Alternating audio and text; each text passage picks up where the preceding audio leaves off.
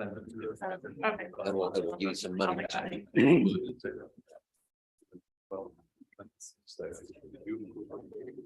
Oh.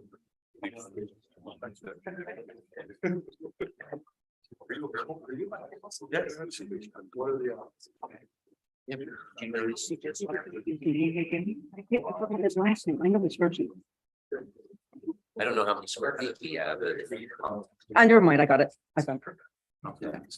I've known his father. I've known him since he was pup, and it just went. All right. All right.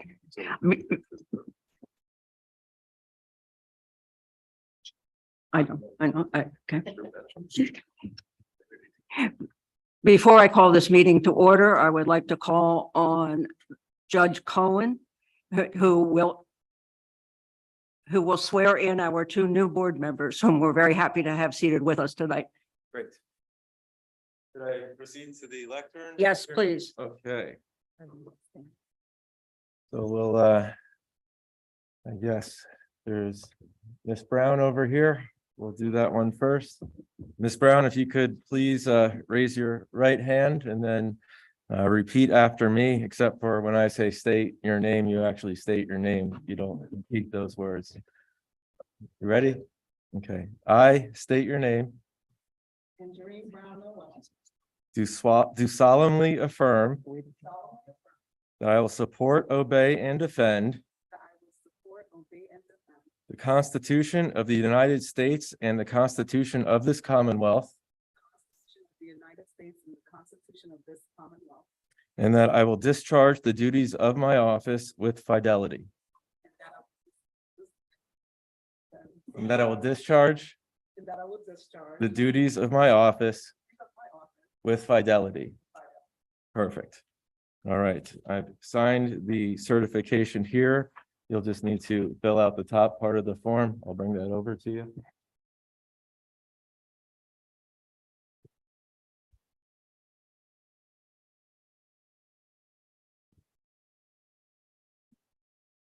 Okay. Are you ready? Yes. Okay. Same instructions as before. All right. I state your name. I, Evelyn Santana, Do solemnly swear solemnly swear that I will support, obey, and defend that I will support, obey, and defend the Constitution of the United States the Constitution of the United States and the Constitution of this Commonwealth, Commonwealth, and that I will discharge the duties that I will discharge the duties of my office with fidelity. of my office with fidelity. Perfect. All right.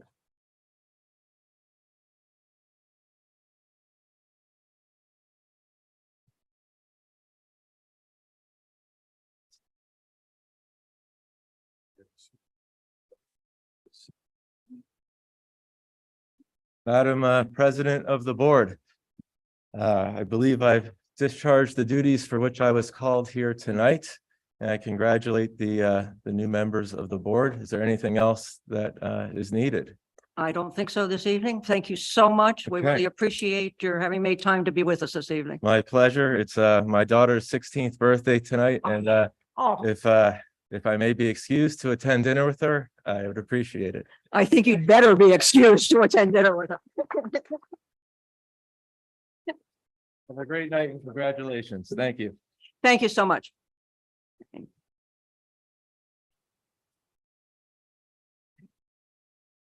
I'd like to call to order the meeting of the Board of Directors of the School District for the City of Allentown for today, January 26, 2023. Prior to tonight's meeting, an informational executive session was held to update the board regarding the status of district cybersecurity, the status of discussions with the Century Promise Foundation. In addition, the board consulted with its solicitor regarding requests made by the Century Promise Foundation, and the board also consulted with Charter School Council regarding legal issues surrounding the conduct of ongoing charter school proceedings. The board welcomes and invites public comment. You may address the board on agenda and non-agenda items. The first opportunity for comments is at the beginning of the meeting is limited to agenda items only. If you choose to address the board, please fill out a comment card and hand it to Deputy Superintendent Ramos, who's sitting over there. Comment cards are located at the podium near the door. Once recognized, please come to the podium, state your name and address for the record, and please limit your remarks to 3 minutes. We'll now have roll call. Miss Brown, Present. Miss Conover, Present. Miss Harris, Here. Miss Matheson, Here. Miss Noel, Here. Miss Ortiz, Here. Mr. Palmer, Present. Dr. Santana, Here. Miss Wilt. Here. 9 board members are present. Thank you. The William Allen ROTC will now lead us in the Pledge of Allegiance, followed by a moment of silence. Color guard, attention. Face. Forward. Arms. Forward. March.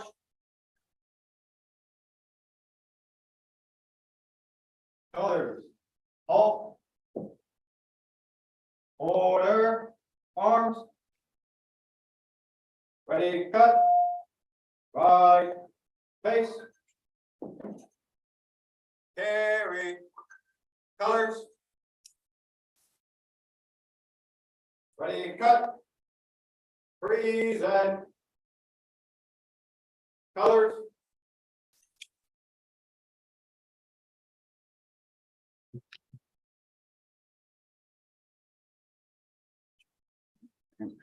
I pledge allegiance Is to the flag of the United States of America and to the republic which stands one nation under God, indivisible, with liberty and justice for all. Carry. Colors. Ready, cut. Order. Colors.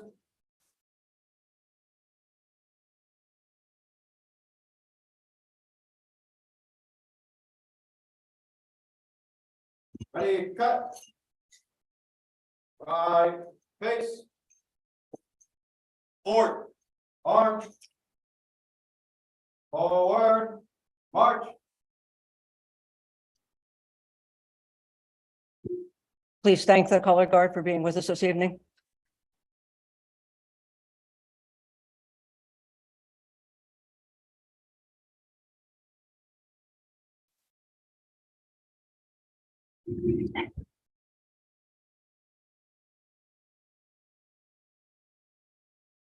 This is the point in the agenda where the board president is to share remarks.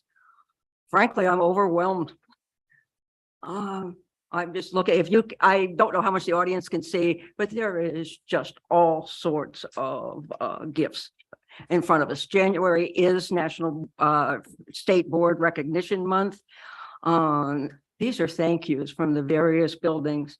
I've already seen that there are a lot of notes from individual students. That's truly my favorite part because I get to go home and sit and read and I can see the student's face in my mind as they were writing and probably maybe a little bit reluctantly doing an assignment for their teacher. My years of teaching experience tell me that. Nevertheless, it will be something very nice to do. And I'm hoping that my colleagues feel the same way. Absolutely. Madam Superintendent.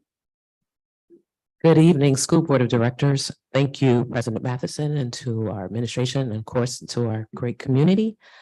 Just want to start by thanking our intelligent, fabulous, sensational, and talented students who joined us this evening, the William Allen High School ROTC. Let's give them another round of applause.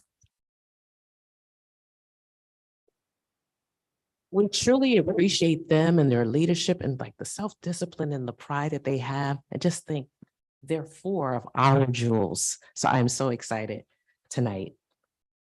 Well, you know what? But I thought about that round of applause. These are our jewels. Let's give them a roaring round of applause.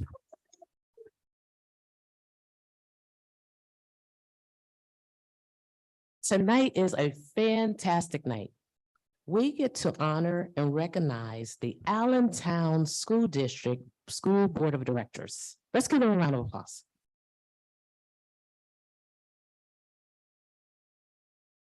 Each year during the month of January, the Pennsylvania School Boards Association honors school directors for their commitment in leading schools throughout the Commonwealth.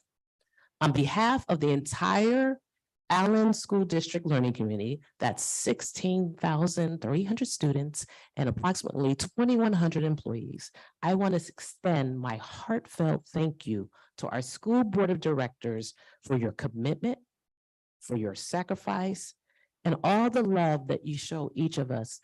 When you think about this, they volunteer countless hours, at least 10 hours or more a week, reading material, lobbying, as well as advocating on behalf of the children and setting policies and governance and governing our school district. And hey, I get to work with all of them. So I'm so excited about that. So I want to say I truly thank you for all your service. So happy School Director Recognition Month to all our school board of directors. Just want to put a little context. Everyone knows I'm always a teacher first. So according to the PSBA, 85% of school directors, like I said the main reason for serving is a desire to contribute to public education or improve educational outcomes for students. And I know that each and every one of you are driven by that desire. We have some passionate board members. They are serious about advocating for children. They also want to enhance outcomes so that our students can reach their highest potential and that they're prepared for college, career, and life beyond high school.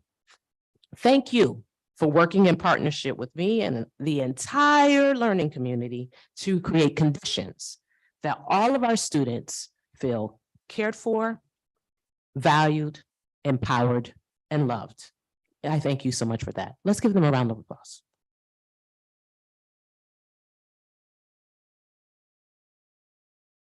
To add, I have a little bit more to say about the board. This is your time, so I'm going to take a little bit more time to acknowledge you. You're here clapping for everyone else, all the teachers, all the students, all the staff. So we want to honor you tonight. By serving on a board, on our board, you are a vital part of our team, making informed decisions that provide opportunities for every student and every one of the adults in Allentown School District to engage in meaningful as well as challenging experiences. You focus on learning. So just think about it. How many people can walk around and say, well, what do you do? And what do you do in your free time? You say, I'm in the learning business. I help people learn more than almost 18,000 more people learn every day. That's an impressive job, and that's an impressive responsibility. Again, if you look here, and to show you how much we appreciate you and how much we love you, and really thank you for your sacrifice and commitment. Every one of your schools wanted to make sure, and let me tell you, they try to trump each other in terms of the gifts.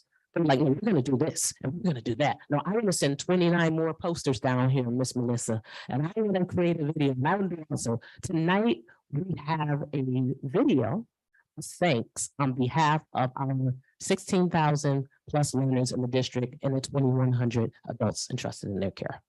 Here's to you.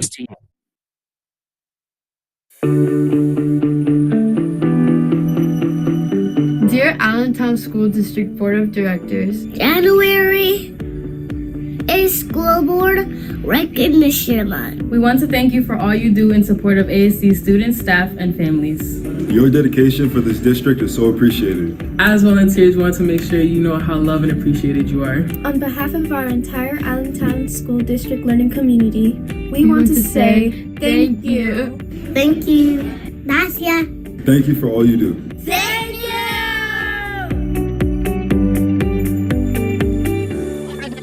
Please join me.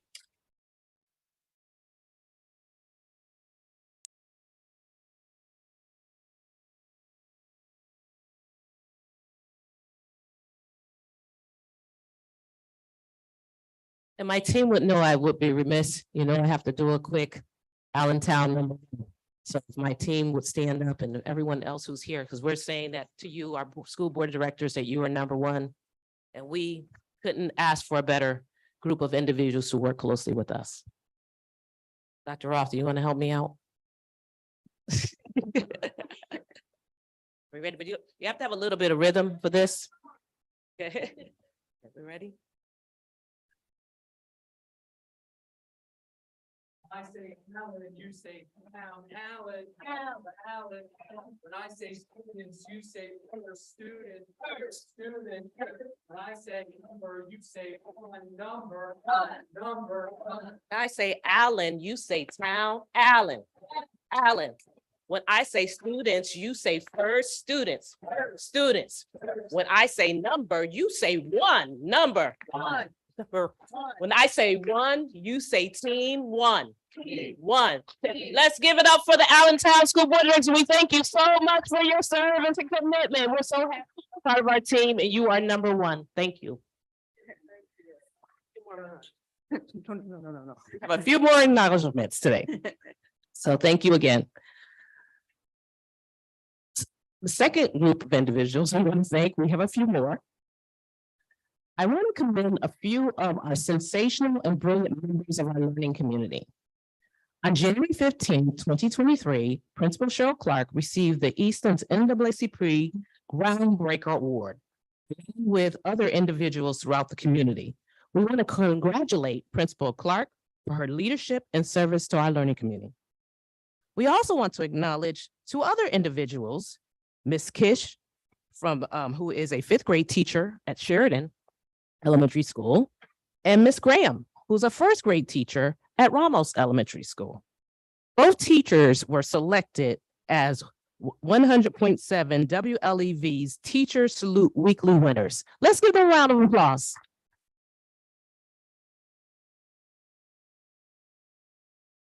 On behalf of all the members of our learning community, we want to say thank you for representing us well, for going above and beyond every day to make sure that your students get the very best education possible and making learning fun. Everyone knows that I like to have fun in this work. Even though we work hard, we want to have a good time. So I want to thank both of them for their support.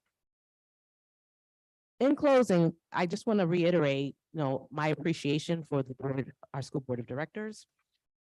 And I also want to thank all members of our learning community. I had an opportunity this week to meet with our support staff members. So all of our security officers, all paraprofessionals, clerical support, our family and community works, and individuals who work in family and community engagement. And we had an amazing time this week. They said, this is the first time that a superintendent, I met one, or someone that they know my name, or they touch me, or they talk with me. And we had an amazing time. And I want to thank them. They provided me such great insights. They told me what was going well. They also told me some areas of improvement. And any of them who are here tonight, and our security officers, I forgot to mention them, and our custodians. Man, I had the custodians learning. There's something called conceptual framework. It was from PELP, which is from Harvard University. And I can tell you, my custodians can explain to you that the instructional core is the heartbeat of our work and what they do. Everyone within this organization, we're setting the expectations and the understanding that the children, the students, and the content are our heartbeat. And that's what we do every day in service to them. So I want to thank you for sharing things with me. And I know many of the insights that you share with me, we are going to act on them. So when I came back with the team, I was like, let's do this, let's do that. And they're like, oh boy, but we're excited. So again, I thank you. And I thank you, our school board of directors, and Matheson, back to you. Do we have any public comments on agenda items? Sarah Jane Brace. All right. Once recognized, please come to the podium, state your name and residence for the record, and please limit your remarks to 3 minutes. Good evening. My name is Sarah Jane Brace. I live in the Old Allentown neighborhood 18102. I'm a teacher in the district, but tonight I'm here speaking as a taxpayer and a parent of a student in the district. 2 weeks ago, as I watched the board meeting and listened to Shannon explain the new social studies curriculum, I was elated. Finally, ASD was presenting a curriculum change that was more than just a new textbook or new supplementary items. It was an entirely new way of teaching social studies to our kids, teaching them concepts that they were able to relate to, teaching them how different events all impact each other over time, and then apply them to the modern world. Most importantly, teaching them how to think for themselves. Then all of a sudden, I'm hearing things like hippy dippy and backdoor critical race theory, and my elation turned to anger. I felt compelled to come and speak so that the board understands this is a positive move for the district. For our children who are primarily Hispanic and typically marginalized in social studies curriculum, because important dates tend to be about dead white men.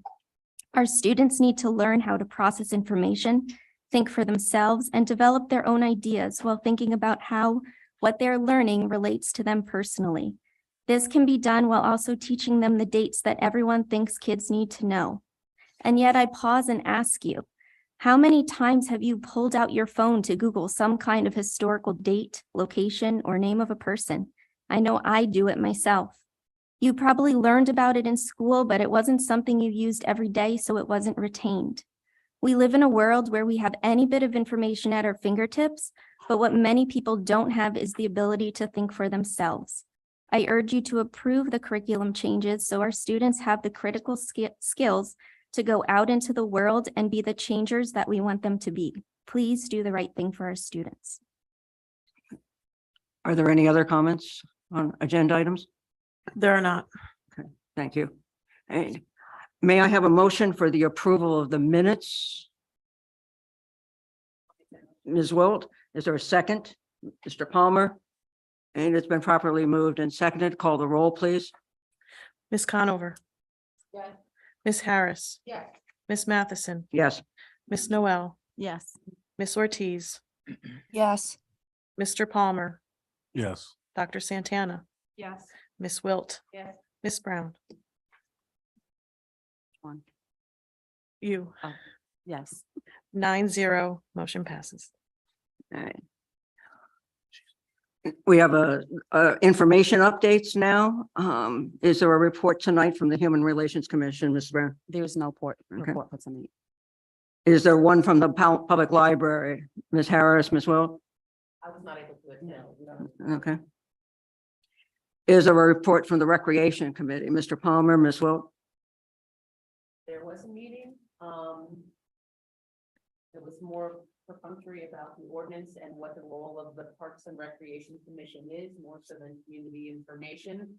But I can tell you that they are, gearing up for summer programming. They're starting to recruit for, summer jobs in the Parks Department, as well as lifeguards. So if there's any students listening this evening and would like a summer job opportunity, definitely pursue checking out the Allentown City website for the opportunities. And if you're interested in being a lifeguard but don't know how to swim, there is going to be programming at the high schools to teach individuals how to swim so that you can actually take advantage of a really great summer job.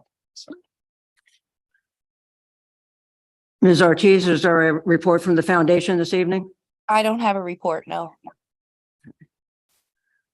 I have no report from LCTI tonight. From the Safety Task Force, is there a report? Ms. No. Brown, Ms. Conover, Ms. Harris? No, there isn't. From the City Youth Initiative, Mr. Palmer? The meeting is next Tuesday. So the meeting is this Tuesday coming up. We have reports from our student representatives. From Allen High School, Jameer Chapman. Start us off.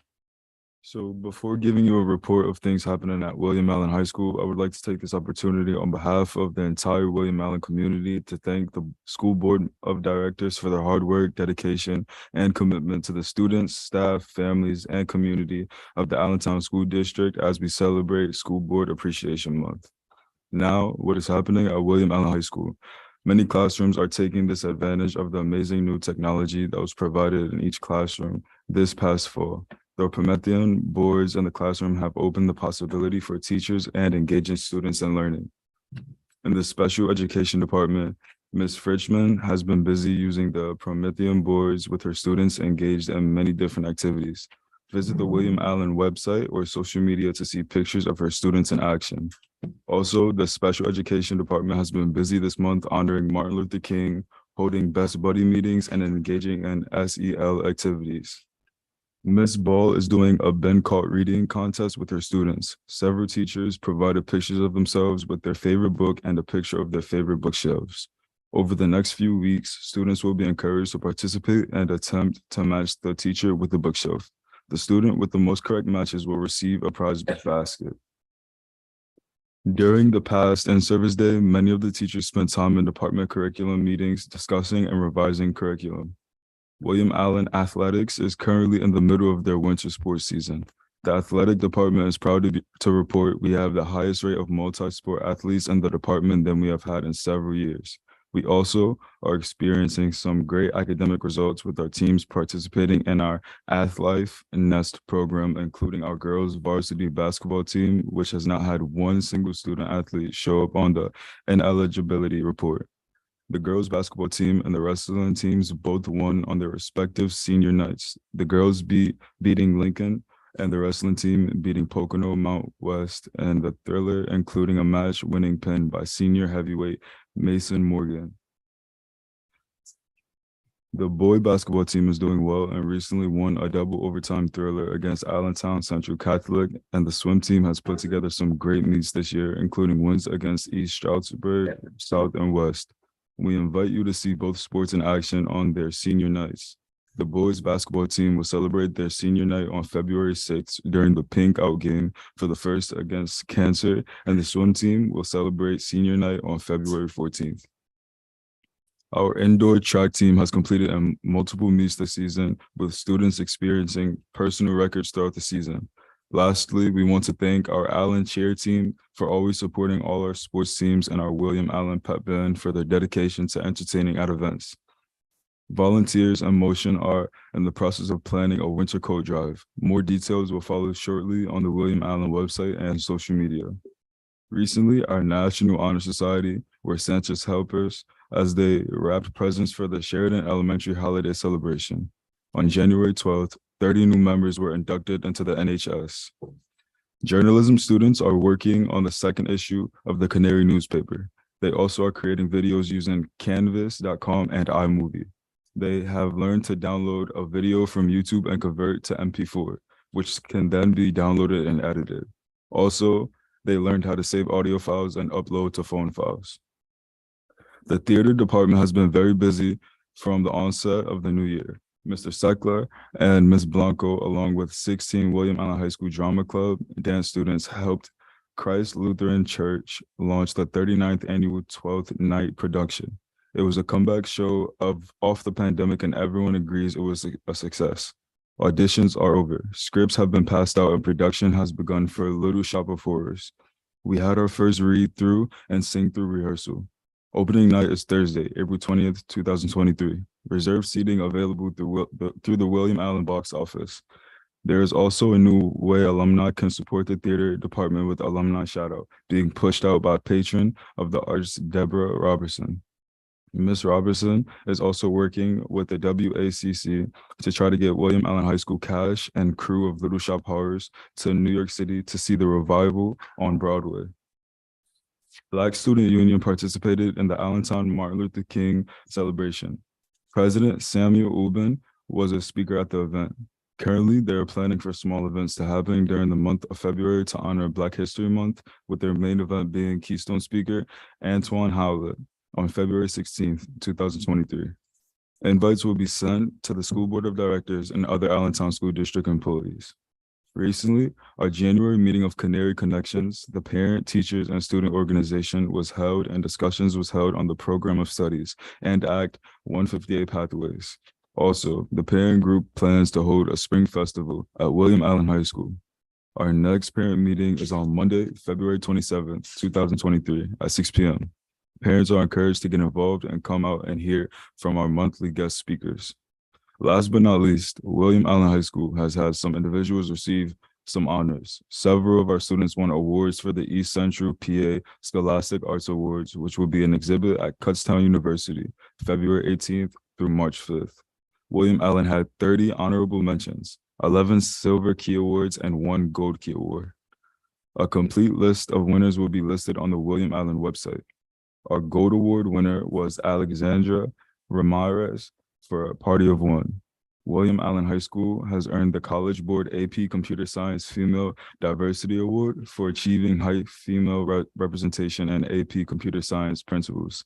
Congratulations to Mr. Joshua Banks, our AP teacher, and retired teacher, Ms. Karen Comagis, for helping in the recruitment of students for this course.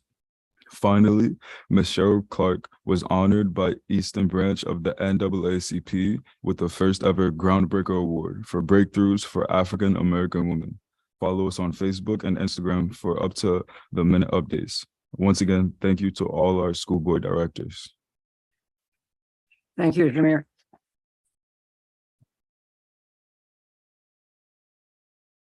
Fabian Rivera will give us a report about Building 21.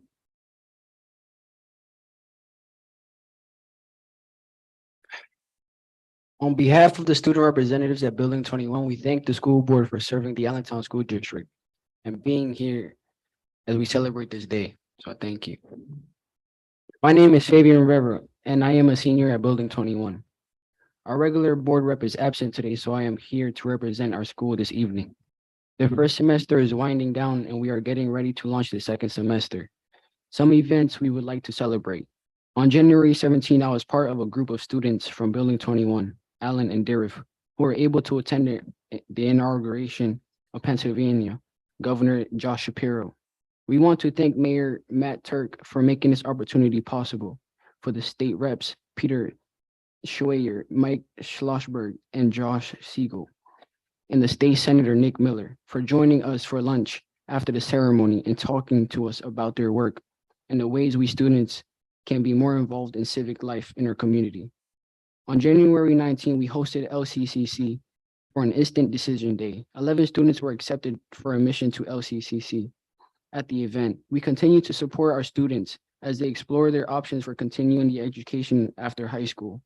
On January 24th, 32 of our students visited ESU. On February 9th, students will be visiting Northampton Community College. This event will be followed in early March with another instant decision day, where students can apply and receive their acceptance to NCC on the same day. Thanks to events like these, we are approaching 100% eligibility to graduate under the new Act of 158 requirements. Today was a busy day at Building 21. This afternoon was our Winter Expo, the exhibition and celebration of student learning. Families and community partners visited our building as students share first semester projects from their art and business classes, as well as animation from our fall extended learning experience with Pixar. Our choir, the Embers, performed and Fuego was on hand to entertain the crowd. Today, we also continue with events to support students and families navigate their future education plans with FAFSA Information Night. Students and families receive support, understanding options for financing post-secondary education. On Tuesday, January 31st, we will be hosting an evening event to review our program of studies as well as Act 158 requirements to support students with future course selection. Our senior advisories continue their service to the community this month with visits to the Union Terrace Elementary School. 2 groups of seniors supported activities across many grade levels and subject areas. The work continues with more visits to Union Terrace tomorrow. We have a lot of exciting opportunities on deck for second semester that will have students engaging in community partners to connect their learning with the world outside of the classroom. Please join us next week on January 31st for Advocacy Day. 10th grade social studies students will be sharing their learning about global issues and offering samples of free trade products from around the world. Please bring your spare change, a donation to the organization chosen by the student team whose work receives the most votes during the event. Our engineering elective will resume our partnership with Olympus as students work with industry mentors all semester on their projects. Students from Building 21 will be joining students from across the district, piloting college and career programs in both healthcare and carpentry through the Century Promise program. Our students are asking their annual art show experience to the next level, are taking it to the next level with the addition of professional artist mentors provided by ArtsQuest. Thanks to the support from the Building 21st Century program. Did you know that Pennsylvania is the second in the country for most books being challenged and slashed or removed from classrooms and school libraries? PA Representative Mike Schlossberg is scheduled to meet with our AP English language students during their reading of the novel Fair Hair 451 to talk about how the PA generally assembled will be taking up the topic of book bans in schools during this term. Our flag football team continues to practice with 32 regular members. They are planning to begin scrimmages in March and have their first tournament scheduled in April in New Jersey. They continue to raise funds through the school snack sales and are still looking for the community partners to help with their expenses. We ask interested individuals, groups, and businesses to please reach out to us at Building 21 to find out how you can help. Finally, in February, our school leadership will begin their recruiting visits to each of the Allentown middle schools in preparation for enrollment for the 2023 to 2024 school year. Thank you.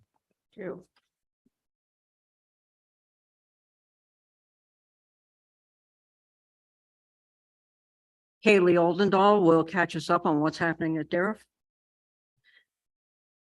Good evening. I'm Kaylee Odendahl. I'm going to be filling in for Eliana Rios tonight as the student representative for Darrah. This month has been an eventful and exciting start of a new year at Darrah. On January 17th, Nayeta Pimentel and Eliana Rios, along with 4 other students from Building 21 in Allen, were invited to Governor Josh Shapiro's inauguration in Harrisburg. As guests of Mayor Matt Turk, the group was able to witness history. They toured the Capitol and enjoyed lunch with other state officials like the former board member Nick Miller, Peter Schreier, and Mike Schlossberg. Over lunch, they were able to discuss the concerns and necessities they think are needed for the district in the city of Allentown.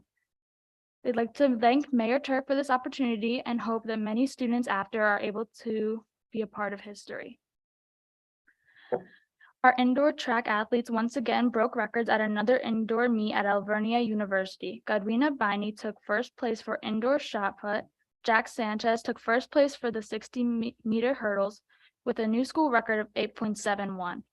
Jorge Santa placed second for 60-meter hurdles, and Meki Ashby and Eli Sanchez placed second place for boys 4x200-meter relay. On January 13th, we held our wrestling senior night, and Daniel Gandy won the Funicola Smith Award for Outstanding Varsity Wrestler.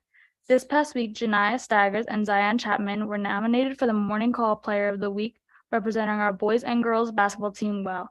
We are proud of all of our winter athletes. This month, we have started a homeroom attendance challenge from now until May. The homeroom with the best overall attendance will be rewarded with a donut party. Winners will be announced on the first school day following each month. Our National Honor Society is currently holding a sale for Krispy Kreme donuts. The money is used to buy shirts for next year's members and other club funds. Orders are being taken from now until February 3rd, and they will be delivered on February 22nd. Spring sports are around the corner, and we are pleased to announce that we are once again holding free spring sports physicals. They will be held on February 21st from 12 to 2 p.m. All athletes must have a PIAA sports physical in order to participate in tryouts.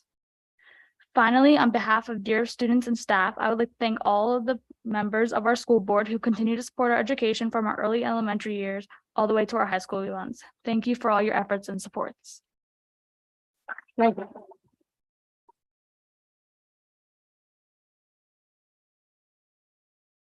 Unfortunately, as we move to the Board of Directors report, we must sadly recognize the passing of 2 of our dedicated employees. Ms. Donna Rice serves 27 years in the Allentown School District Child Nutrition Department, most recently as head cook at Darrah High School. We have some words in recognition. It is with sincere regret and deep sorrow that we record the death of Donna S. Rice on December 24th, 2022. In recognition thereof, the Board of Directors submits the following obituary minute and resolution. Whereas Donna S. Rice was a faithful and devoted employee of the Allentown School District for almost 27 years, and in her position as a head cook at Lewis E. Darrah High School, she carried out her duties in a caring and professional manner, and she treated colleagues, other staff, and students with a cheerful attitude and willingness to help. and she provided the students of Louis E. Darrah High School with a pleasant and encouraging environment, and her passing is marked by a deep sense of loss across the district. Be it resolved that the Board of Directors take note of the untimely death of this faithful employee by causing this obituary minute and resolution to be spread upon the permanent minutes of the board this 26th day of January 2023, with a copy to be sent to her bereaved family. May we have a moment of silence for Donna?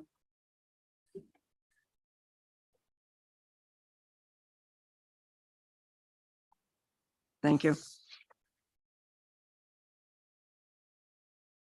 Ms. Danielle Trevora served 35 years as a secretary, mostly in the Human Resources Department. Danielle D. Trevora was a faithful and devoted employee of the Allentown School District for more than 35 years. And in her position as a secretary in the Human Resources Department, she carried out her duties in a caring and professional manner.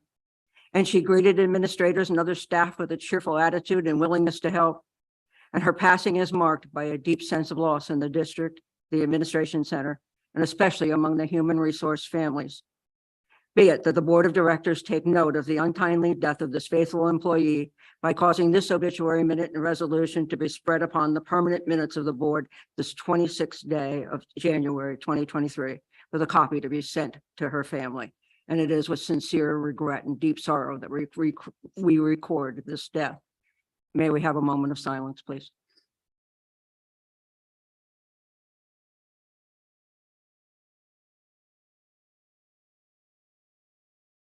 May I have a motion for the approval of the Board of Directors report this evening? Ms. Will, is there a second? I'm sorry. I'm sorry, it's going to take me a minute to adjust to new names. Ms. Noel. Is there any discussion on the motion? Ms. Harris? Yes.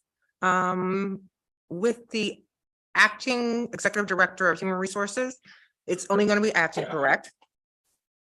And when will we be doing the search for the executive director? Thank you. Excuse me. We're in the process of reviewing thoroughly the current job description to ensure that it is the duties and responsibilities are captured appropriately. And we will share with the board the new draft of that particular position, and then we will post it within the next 2 weeks. Okay, thank you. Okay. Is there any other discussion? Seeing none, call the roll, please. Ms. Harris, Yes. Ms. Matheson, Yes. Ms. Noel, Yes. Ms. Ortiz, Yes. Mr. Palmer, Yes. Dr. Santana, Yes. Ms. Wilt, Yes. Ms. Brown, Yes. Ms. Conover. Yes. Motion passes 9-0. Thank you. May I have a motion for the approval of the Secretary and Treasurer's report? So moved. Ms. Wild, is there a second? I'll second. Ms. Harris, is there any discussion on the motion? Seeing none, call the roll, please. Ms. Matheson, Yes. Ms. Noel, Yes. Ms. Ortiz, Yes. Mr. Palmer, No. Dr. Santana, Yes. Ms. Wilt, Yes. Ms. Brown, No. Ms. Conover, No. Ms. Harris. Yes. 6-3, motion passes. I'm going to take the superintendent's report item by item. May I have a motion for the Pebble database? I'll make that motion. All right, Ms. Harris, is there a second? I'll second. Ms. Wilt, call the roll, please. Ms. Conover, Yes. Ms. Harris, Yes. Ms. Matheson, Yes. Ms. Noel, Yes. Ms. Ortiz, Yes. Mr. Palmer, Yes. Dr. Santana, Yes. Ms. Wilt, Yes. Ms. Brown. Yes. 9-0 passes. The PP&L Center as a location of our graduations. May I have a motion? So, Ms. Brown, is there a second? Lisa Conover. Ms. Conover? Is there any discussion? Just want to say, when we put this in, I'm sorry, When you put it in online, it's spelled wrong. I so- can't hear you. When you put it in online, it's spelled wrong. So just making sure we fix it when we finalize it. Yes. Okay. I think it's really difficult to hear you. That's why. Oh, I was saying it's spelled wrong online. So when you finalize it, can you put it in the correct one? Yes. Are you asking, will it be publicized? Yeah, and making sure it's just spelled correctly. Yes. It's. I got it, Mr. Palmer. Is there any other discussion? Seeing none, call the roll, please. Ms. Matheson, Yes. Ms. Harris, Yes. Ms. Noel, Yes. Mr. Palmer, Yes. Ms. Ortiz, Yes. Dr. Santana, Yes. Ms. Wilt, Yes. Ms. Brown, Yes. Ms. Conover. Yes. 9-0 passes. The next item would be the approval of the program of studies booklet. May I have a motion? So move. And was it Ms. Brown? Yes. All right. Is there a second? I'll second. Ms. Harris? And is there any discussion? Ms. Harris? Yes. When this was presented 2 weeks ago, it was. I didn't like the way it was presented. I did not. And I made that very clear. And I had a meeting with Dr. Roth, Dr. Brandy, soon to be Dr. Randy, just waiting for him to get his, and who is our middle school. And we discussed thoroughly what the curriculum for the social studies is going to be. The way it was presented was not what's gonna be happening. It is DEI. Diversity, equity, and inclusion. It is not CRT. We all know that CRT is a theory for college, for law school. It is going to be thematic and not theory. And that's one of the things I wanted to make sure, because there is going to be facts behind it. It will be based, not just behind it, but based on facts, because I'm a history geek. Yes, I am. So Dr. Roth and I was geeking out. But however, it's going to be, and I need to let my parents understand this and our students understand this. It's going to be directed and it's going to be taught in a way that they will be able to associate each time in history, the time going forward to forward to forward. So you'll be able to connect. One of the things I thought about was Carthage, Hannibal. He went over the Alps with elephants, and beat Rome. We used the elephants that were then this great mode that no one had ever seen. We use that to make we use that to the model for the tanks that we have now. If you look at a tank, it does have a trunk and it's a big beast. These are the things that, that's what was explained to me to be associated with, so our students can get the theme and understand history. Sorry, y'all, when you say dead white man, it doesn't work for me. It just doesn't, because then the first thing comes to my mind is, what, I'm gonna listen to live white people? So please don't do that. Our history is our history.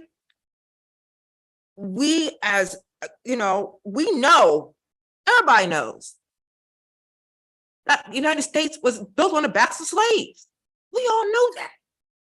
And so we're going to teach our children how this was done from 1619 on, and how, it went from the Revolutionary War to the War of 1812, to the American Indian Wars, to all those things, to the Seminole Wars, all these things that happened in the United States, and how it led to everything that we are now. So I'm very happy, and I'm glad that I took the time to have a meeting with the staff to understand what this curriculum is going to be. So I'm very happy to support it. So I thank you. Like I said, whatever happened last 2 weeks ago, that's not what's going to be happening. What was explained to us, it's not going to be so. It is not going to be, I'm sorry, in a very, I'm trying to be nice. It was presented in a very condescending way. Like I didn't know what I was talking about as a Black woman in America. So that's not how it's going to be. It's going to be presented correctly, and our students will feel great about being here in America because it's the greatest country in the world. So I ask all my board members to go ahead and to support this. Is there any other discussion? Yes, I have a question. Last week or the week before in the meeting, the test taken was described as if it would just be an essay format. Is that the only way the students are gonna be able to take a test? Because I think about the test taking skills in Allentown, and we want to make sure that we are supporting them with that so they can continue to take tests in the format in which the state does. And our students do lack in that. So is there a mixture of how the students will be taking the test? Madam President. Dr. Ross. Thank you, Dr. Burks, and thank you for the question, Ms. Noel. Yes, we're going to be varying our assessment methods with our students. So what we don't want is just one way of teaching, right? So there will be opportunities for, I'm going to say, traditional standard type, experiences with testing, but we also want our students to be experiencing the opportunity to write, to express their thinking, and also express themselves in presentations and also in projects. Thank you. Is there any other discussion? Yes, I do have a question on the pathways to graduation. I want to make sure that I understand this correctly. So are we saying that students have to meet academic requirements as well as be proficient on the Keystone exams in order to graduate? Madam President. Dr. Ross. Yes, thank you, Dr. Burks. Thank you, Dr. Santana. Yes, they will. They will still need to have the academic, meet the crediting and so forth. They will need to, one of the options with Act 158, as you heard one of the students express this evening, is that if we have a student who does pass, let's say an algebra or biology course, but is unable to pass the Keystone exams. In the past, that became a barrier to graduation. Now with Act 158, there are other options that they can demonstrate, including acceptance into a 2 or 4 year degree program in order to meet that graduation requirement. Thank you. Is there any other discussion? Yes, I have one more question, a couple more questions. Oh, go ahead. I'm sorry. Go ahead. Mr. Palmer, go ahead. Please let me call on people. Go ahead. Mine's a little bit different. I believe we have passed the second year of dual enrollment. Do we know what happened to those students that 2 years later? Do we know if they've all finished 4-year college or what's happened since then? These are your questions, please. I do not have that information at my fingertips, but I will get that information for you to the best of our ability in terms of how students have been tracked and our ability to get that information from them. Okay.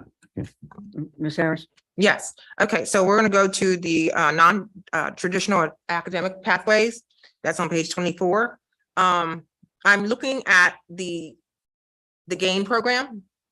So it says 18 to 21. Is that a state law? Did things change? I used to be 17 because that's how old my son was when he went.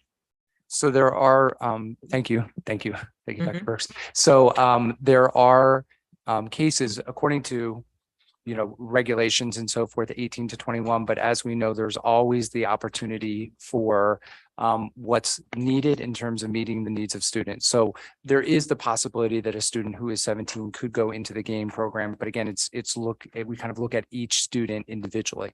So in terms of the program of study, we put that out there as 18 to 21.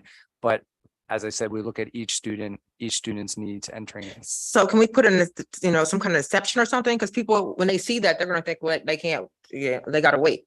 Yeah, absolutely. We can add something to that effect. Okay. And then the next one is the re-engagement center. Now, where is that located? Where's that program located? The re-engagement center is currently located at Allen High School with the GAIN program. Okay. Thank you. You're welcome. Thank you. All right. Is there anybody else? Yes, please. If everybody. Go ahead, Ms. Brown. Go ahead. I would like to say, I appreciate the presentation that was given on the program of studies, and I'm thankful that our students have the opportunity to learn history in various ways. So thank you for that. Anybody else? Call the roll, please. Ms. Matheson, Yes. Ms. Noel, Yes. Ms. Harris, Yes. Ms. Conover, Yes. Ms. Brown, Yes. Ms. Wilt, Yes. Dr. Santana, Yes. Mr. Palmer, Yes. Ms. Ortiz, Yes. 9-0, motion passes. Thank you. All right, the last item in the superintendent's report is the community and schools. May I have a motion, please? Mr. Palmer, Can I make a motion to table? and there's been a motion to table. Is there a second to that motion? I'll second. And there's a second to that motion. There is no discussion on a motion to table. So will you call the roll, please? Ms. Noel, Yes. Ms. Ortiz, Yes. Mr. Palmer, Yes. Dr. Santana, Yes. Ms. Wilt, Yes. Ms. Brown, Yes. Ms. Conover, Yes. Ms. Harris. Yes. Ms. Matheson, Yes, 9-0, motion to table passes. thank you. We can move to the finance report. May I have a motion? I make that motion. All right, may I have a second? So moved. So moved. Ms. Harris, Ms. Wilt. Is there any discussion on the finance report?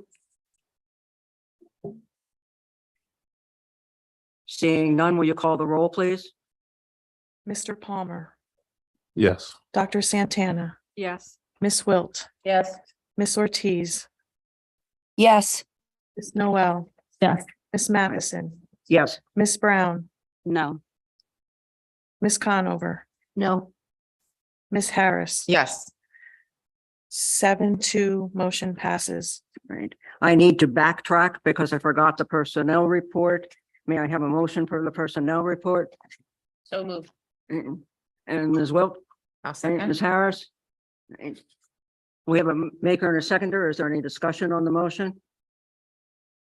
I would just like to, as always, say, when I read through the personnel report, I want to welcome those that are joining the ASD family and thank those that have served the district. There's always names from my various years in the district of people who I've gotten to know and who have done wonderful things for our village. And I just want to thank those that are stepping away for their dedication and commitment to our students. Is there any other discussion? Ms. Conover? Yes, I want to thank those who, for whatever reason you've decided that you're leaving the district.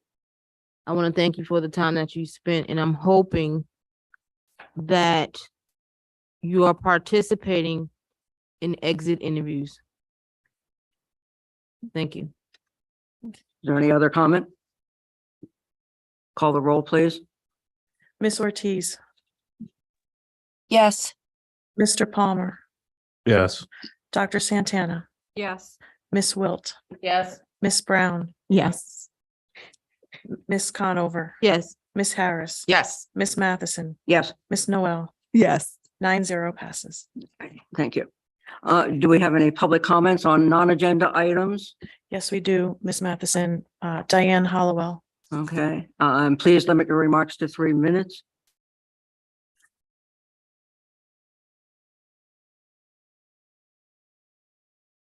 I'll set this up right now, just so you can see, and then I can turn it to you.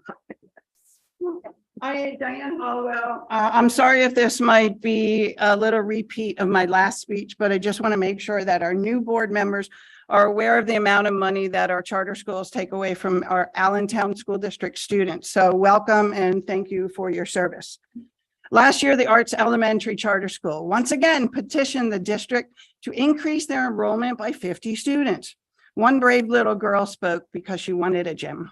And I did remind the board that every Allentown school has the ability to hold physical education classes taught by a certified instructor. Adding 50 students amounts to 1 million of lost resources to our students. For every non-special education student we lose to a charter school, we must hand over almost $11,000. An IEP student is a little over $27,000. Again, these are all funds that our students lose out on. And thank you very much for that detailed financial report from last meeting. And we all saw that 18% of the budget goes to charter schools. Now, a new charter school is petitioning the district, a K-8 STEAM charter, who would like to cap at 800 students. That would amount to another 12 million added to the already 64 million of lost resources.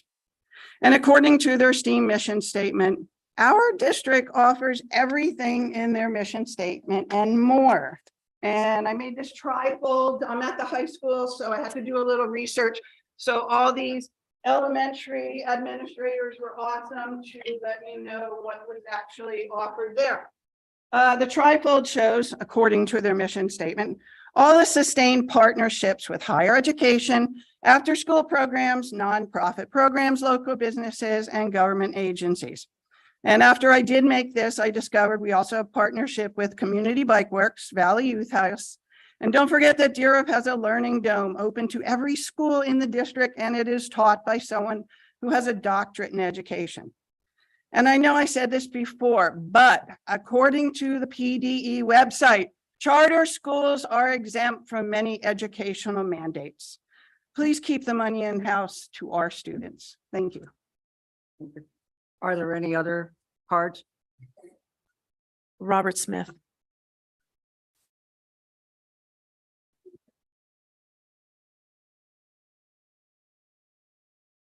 Robert E. Smith Jr. I live at 1060 East Gordon Street on the east side of Allentown, which gets forgotten. Welcome, new board members.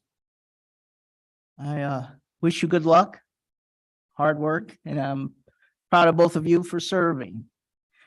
My first thing is the budget, the tax increase again. I heard some words from somebody, Madam President, about they're just numbers. Well, I just wanted to remind the board, especially the new board members, that they're not just numbers. Those numbers have faces. Those faces are single moms, 92-year-old people trying to hold on to their homes. And I have 5 of them on the East Gordon Street, on my street. So when you're raising taxes, it's not just numbers. They're actually people, people's families, hardworking East Siders and Allentonians. So please remember that when you're doing the budget. The appointment process. I want to apologize for all the people who had to stay past midnight for that. That's the first time that I've ever seen 11 people get interviewed on the same night and then made a decision the same night. I don't know whose decision that was, but that was pretty rude to the people. And you also broke the own board rules. You should have waited for the second appointment and advertised it for 30 days. So you broke your own rules. You should have appointed the first person, and then the other first person could have helped pick the second person. So I know the solicitor said he has case law on this, but sometimes there's ways to do things the right way and not the right way. And that wasn't the right way to do it. William Allen is a power keg. Now, I don't know the new principal. I haven't met her yet. And I just met Dr. Burke tonight. Welcome. Also, my first time speaking in front of you, but something's got to be done there. We're losing teachers. The attendance of students is down. Please look into this, board members. This is important. There's nothing to do with the east side. Durf is okay right now, but I'm still concerned about William Allen. We have to worry about the exodus, people going to middle schools. People want out of there for whatever the reasons. I'm not going to blast the principal because she's new too and she needs support. Maybe she's not getting enough support. So please look into this. Students and teachers are being affected. And I'm trying to be fair all around, but it's not a positive situation there right now. Building 21, I heard a director say, look for the 12 million. Well, think about building a new high school for $150 million. That public building 21, our third high school, we got it for 12 million. It's an asset to the district. It's in prime real estate territory. There's no debt payment on that building. You have new schools that you're going to be doing. You're going to have 30, 40-year debts. You're paying bond issues on previous buildings. There's not one debt payment on building 21. It's an asset for all of you. If I may, another 10 seconds. I came in late, and I just want to say Danielle Trevor is probably one of the nicest people that ever worked in the school district. And God rest her soul. She was a friend of mine. Our children went to school together, and she was so kind. And she would be so helpful and confidential. If everybody was confidential like Danielle, there would never be a leak in this district. I'll tell you that. She was a wonderful person and she will be missed. Thank you, Madam President. Thank you. Are there any other comments? There are none. Okay. Is there any old business to come before the board this evening? Is there any new business? Ms. Harris? Yes. Recently, last week, I called one of the executive directors, the chief operating officer, and she gave the message to our superintendent. We had this before with Thomas Parker, who didn't want board members talking to employees. For new employees, I need you to understand something. The old employees, I've been on this board since 2017. We went through 18 months of hell during the pandemic. One of the things my father, and for you new people, one of the things my father taught me, we had to do critical thinking, because if we said, I don't know to my father, he would say, you can make a whole new word out, I don't know. When we went through the pandemic, that I equated that to that, because we made a whole new world out of I don't know. And we went through it all together. Board members, executive directors, Act 93, school principals, cafeteria ladies, paraprofessionals, you name it, we all went through it together and we made it through. So I don't understand the practice, because we do not have a policy stating, well, we can't speak to that. If you want to speak to that, I don't understand why we can't, as board members, when we see things that are happening in the community, especially those of us who are really into the community, and we see something, we can't call an employee directly. Is this a practice? Because we've never had that. Someone tried to have that practice, we stopped it. I'm asking, is this going to be a practice where we have to, board members have to go through a middleman? Because it's not anything that's going to be asked of them that's, behind your back. No, these are real questions that's going on now in the community, especially those of us who are in the community and who see it. We have questions. I mean, I don't know how many times I've called Tom Smith because of things that we do. So I'm asking, is this something, as an acting superintendent, is this something you want to do or implement? Because I need to know. I understand that before we adjourn this evening, that we have another video. I can't answer you right. Okay, that's fine. Well, okay, since we cannot answer the question, the past practices are that we are able to speak to. Excuse me, please, let me finish. No, we are able to call directly to all Act 93 people.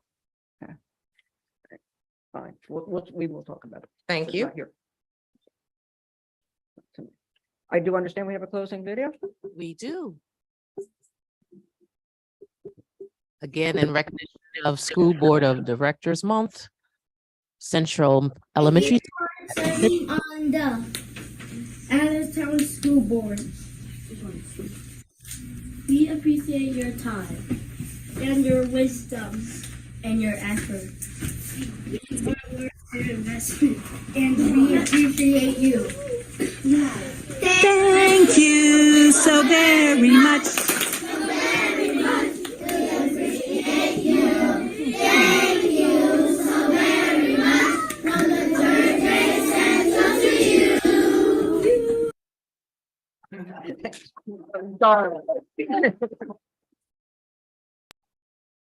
So very much for the mouths of babes. Thank you. An announcement before we take a motion to adjourn. The board needs to continue its executive session. We will be upstairs for a little bit, but when we return, we will begin the charter school hearing. And I would like to take this personal opportunity to thank my colleagues on the board. I understand the number of hours that they put in, and I'm grateful for them. Thank you. May I have a motion to adjourn? So move. Ms. Conover? Second. All in favor? Aye. Opposed? Thank you, but let's reconvene upstairs in 5 minutes.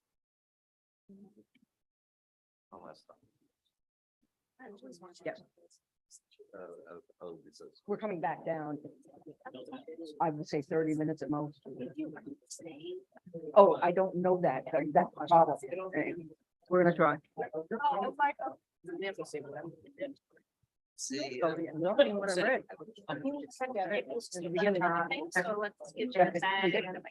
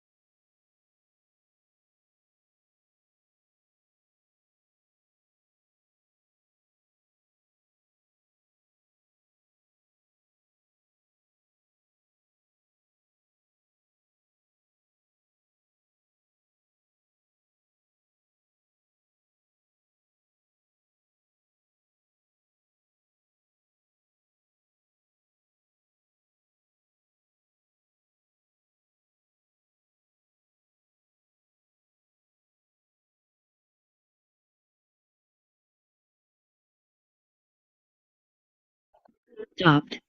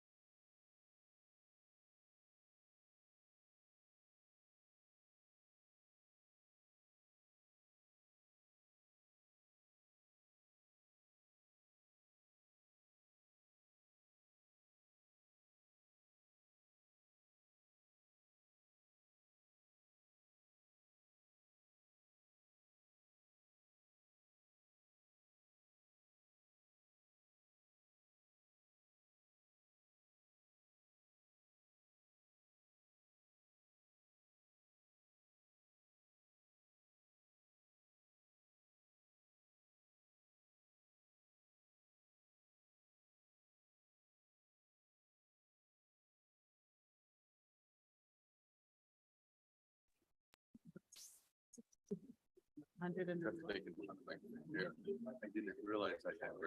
You didn't know? No. Just a smidge. Yeah.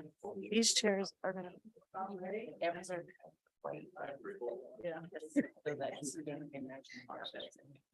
They're under their seats.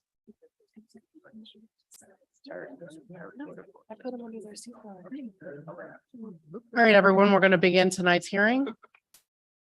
Good evening. My name is Allison Peterson. I'm an attorney with the Levin Legal Group. For purposes of tonight's hearing on the charter school application, I will be the presiding officer under Board Policy 140. Tonight is the second hearing on the application submitted for the Lehigh Valley STEAM Academy Charter School. The first hearing was held on December 16th, I believe. And tonight's hearing will likely conclude the hearing process. We are going to resume the hearing where we left off at the first hearing. So that will entail a few additional questions presented to the applicant team who is here tonight, and we will have you introduce yourselves in a moment.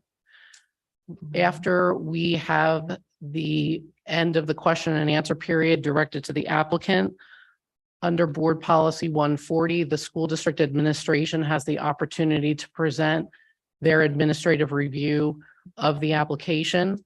If I believe they have a presentation, given what I was just handed a few minutes ago, we will deal with that at that point in time. Following the administration's presentation, there may be some questions directed to the administration to obtain any clarity regarding their report. Following that, the applicant will have an opportunity to make a concluding presentation to the board of up to 15 minutes. And then we will deal with some housekeeping items. And finally, we will take public comment. I ask that if there are individuals here who would like to provide public comment to the board this evening, you fill out a speaker's card, which is in the back corner of the room by the door, and you provide that speaker's card to Ms. Ramos. Thank you for raising your hand, Ms. Ramos. She will collect those cards. We will call folks in order on the cards and make sure that anyone who wants to give public comment to the board tonight can do so. Public comments under Board Policy 140 are limited to 2 minutes, and only residents of the school district may speak. This hearing is being stenographically recorded. The court reporter is down to my right. She is the most important person in this room tonight because she needs to be able to hear and clearly understand what folks are saying. So for that reason, I will ask if there is a question pending, the person or persons who might be answering wait to provide their answer until I am done speaking. And I will try to do my best to do the same for you. Please keep your voice up and please speak into the microphones because I do believe we also have a board member who is participating from home via Zoom.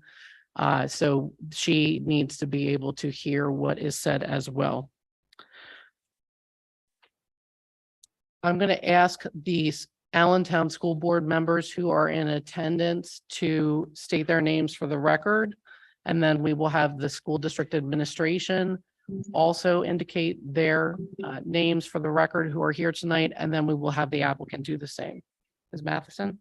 Audrey Matheson, President of the School Board. Lisa Conover. Latarsha Brown. Patrick Palmer. Andreen Noel. Dr. Evelyn Santana. Nancy Wilt. Miss Phoebe Harris. Jennifer Ortiz. Thank you, Jennifer. Dr. Carol D. Burks, Acting Superintendent. Dr. Michael Q. Roth, Chief Academic Officer and Deputy Superintendent for the Allentown School District. Jennifer Ramos, Deputy Superintendent. Rich Fazio, Interim Business Manager, Allentown School District.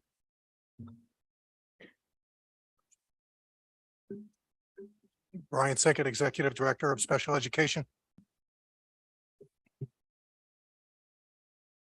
Paul Hunter, Director of Charter Schools.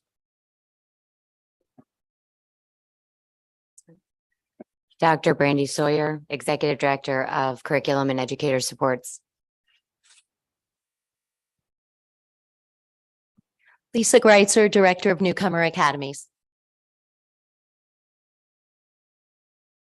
Thomas Smith, Executive Director, Facility Services. Tiffany Pollock, Executive Director of Youth, Family, and Community Engagement.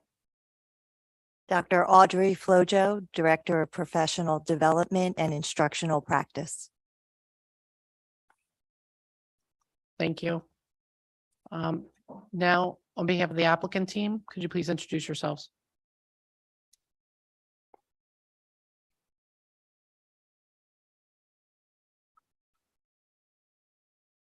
My name is Brian Linehauser. I'm solicitor for the applicant. My name is Carlos Lopez, and I first want to begin by congratulating the newly appointed board members and happy board recognition. And I also would like to add that my wife and I are Allentown School District taxpayers. I've had the opportunity not only of living in Allentown, but also of serving. This is just a time to introduce yourselves for the record, please. Okay. So you Thank just you. want me to end there? Yes, Okay. thank you. Dr. Jan Salkov, a member of the application team. I'm Dr. Kathy Blau, a science consultant.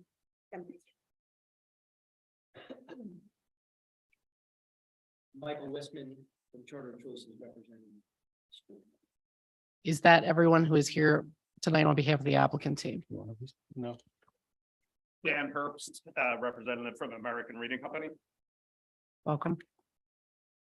Dr. Carol Lopez, and I'm representing Dave Wright, part of the applicant. Is that everyone? Thank you. Before the, okay. You need to come forward so she has to be able to hear you. And as well as Ms. Ortiz.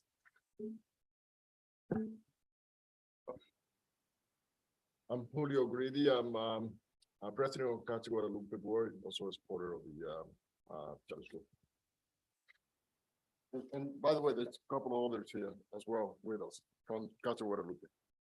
Okay, so just so we're clear, we will have public comment tonight. So if there are people here supporting you, they are more than welcome to give public comment, assuming they're residents of the district.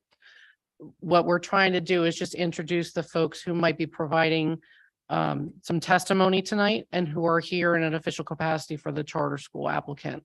If there are other people who fit that bill, please have them come up and introduce themselves. Anyone else? Elizabeth Taglioli, part of the applicant. Welcome. Anyone else? Okay, seeing no further hands or bodies, thank you. Before the questioning moves forward, there are a few additional housekeeping items to be addressed. For purposes of the record, the letter dated January 2nd, 2023, notifying the applicant's counsel of this evening's hearing will be marked for the record as exhibit number 5. Confirmation of the legal advertisement of tonight's hearing will be marked as exhibit number 6. I'm going to ask our court reporter to swear in the members of the applicant team who might be providing testimony here tonight. She'll swear you in and then we'll identify who was sworn in. So anyone who might be providing testimony should be sworn in. That's all of us? Yes. Individually or at the same time? You can do it at the same time. So I'll raise your right hand for me, please. You swear or affirm to tell the truth, the whole truth, and nothing but the truth. I do. Are the members of the school administration going to be sworn as well? Yes, when it's their turn to speak. Okay. I just want to note for the record that I believe everyone raised their hand who was introduced other than the 2 board members who are sitting in the back. And can you just identify yourselves as not being sworn in? Okay, thank you. There was a reference in the application to parents and guardians of students who enrolled in the charter school having to complete 25 volunteer hours per school year. And I believe that was also referenced in the opening presentation that the applicant gave at the first hearing. Is that a mandatory requirement? That's a requirement that is highly suggested and that has been used in other charter schools that we've worked with and has been successful because we give parents and families many different opportunities to be able to volunteer those 25 hours. But most importantly, what it does is it gets the parents into our school. Is the charter school going to be paying for parents or guardians to obtain clearances in order to complete those volunteer hours? It is my understanding that for short-term activities like that, that there is a website that the parents can fill out without a cost. If parents volunteer for longer terms beyond what is required by that non-fee application, the charter school has paid for it, or if not, the parents pay for it. So just so we're clear, the expectation right now is because the volunteer hours is 25 hours, you're not anticipating paying for parents to obtain clearances. We are not anticipating for paying for clearances for that. Are you also not anticipating that parents will need to obtain clearances to volunteer at least 25 hours in the charter school? Because of the way that it's structured, where parents can come in,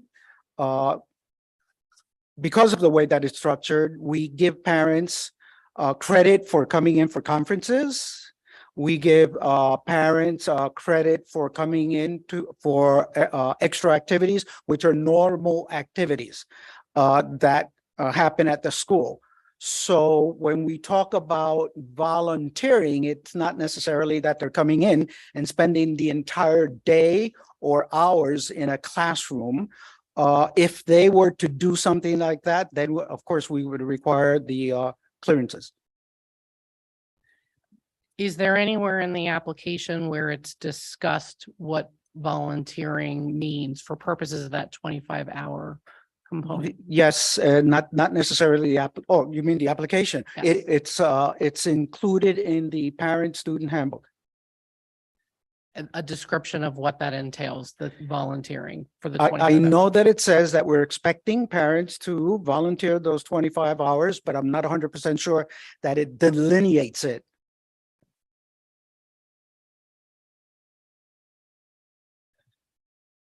I don't know if there was a discussion in the application about security and what the applicant's plans would be for having security within the school. And by the term security, because it wasn't discussed, I don't know what you're intending, whether that it entails security personnel or security systems for entry into the building. Could you just provide some information about that? Can you check that? Yeah. Security is everyone's responsibility in the building. One of the things that we've proposed in terms of security is potentially having cameras in every single classroom, in every single hallway, and all of the exits and entrances of the school, just like charter schools that we've worked with.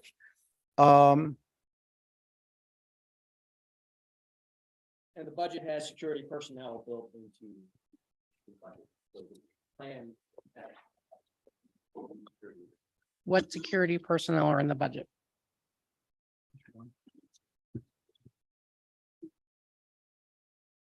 What is on the personnel tab?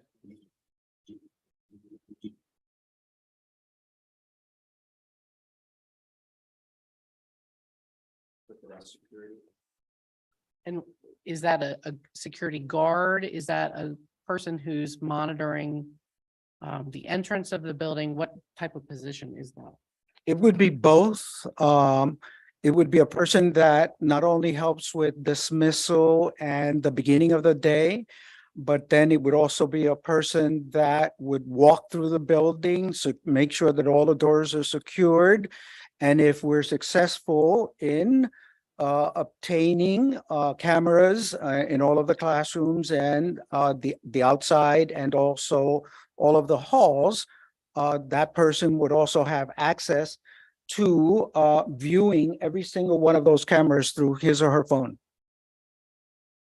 Is there a line item in the budget that provides for expenditures for security systems or the cameras that you just referenced?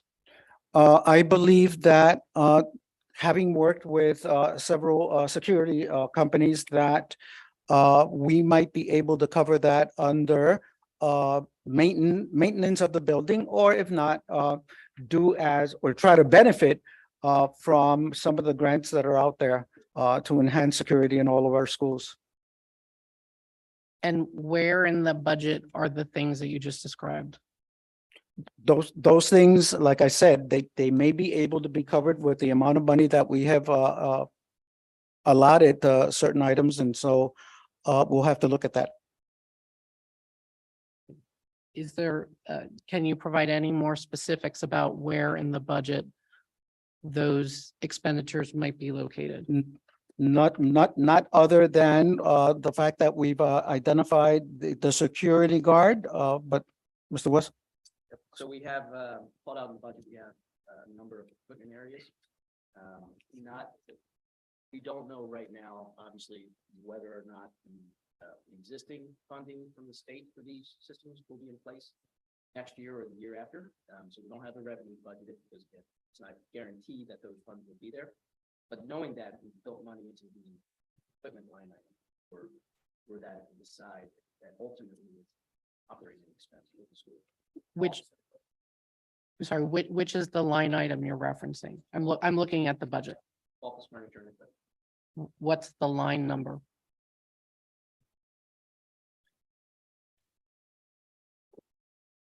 So I am looking at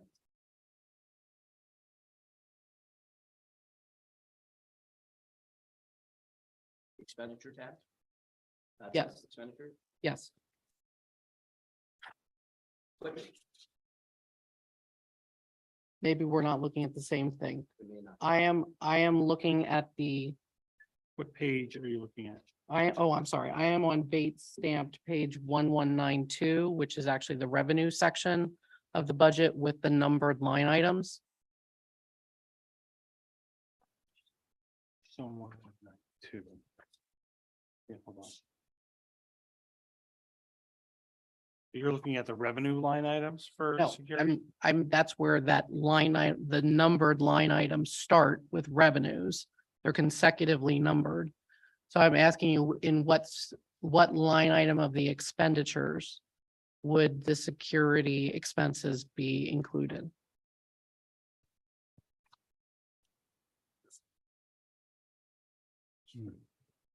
I have office furniture and equipment is on page 1200.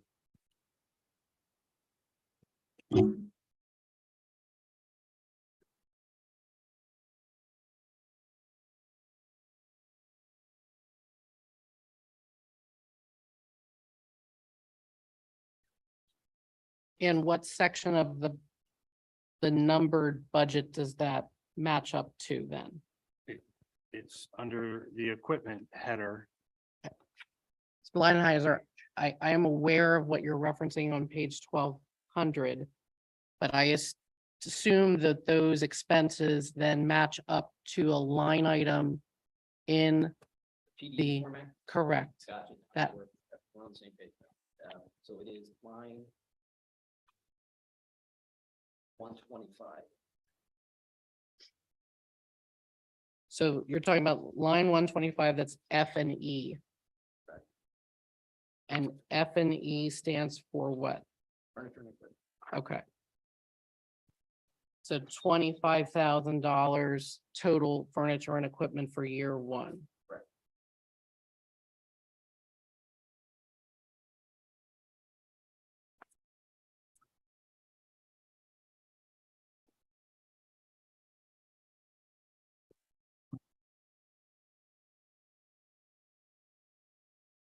There is discussion in the application about students having access to before and after school programs. Would those be programs that are operated by the charter school? Yes, they are. And would those programs be staffed by charter school employees? Yes, there will be. And would those employees be compensated to staff the before and after school programs based upon their regular compensation as charter school employees, or would they receive extra fund to do so? They will receive extra fund to do so. And is there expenditures in the budget to cover the extra compensation for the before and after school programming? Yes, there are. And where is that located in the budget?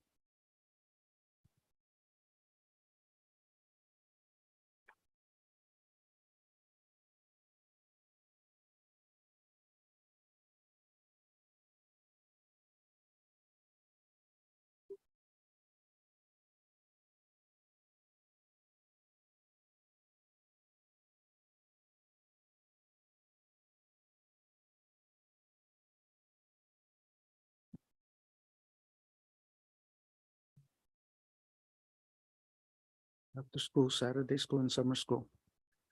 It's actually 3 different programs: after school, Saturday school, and summer school.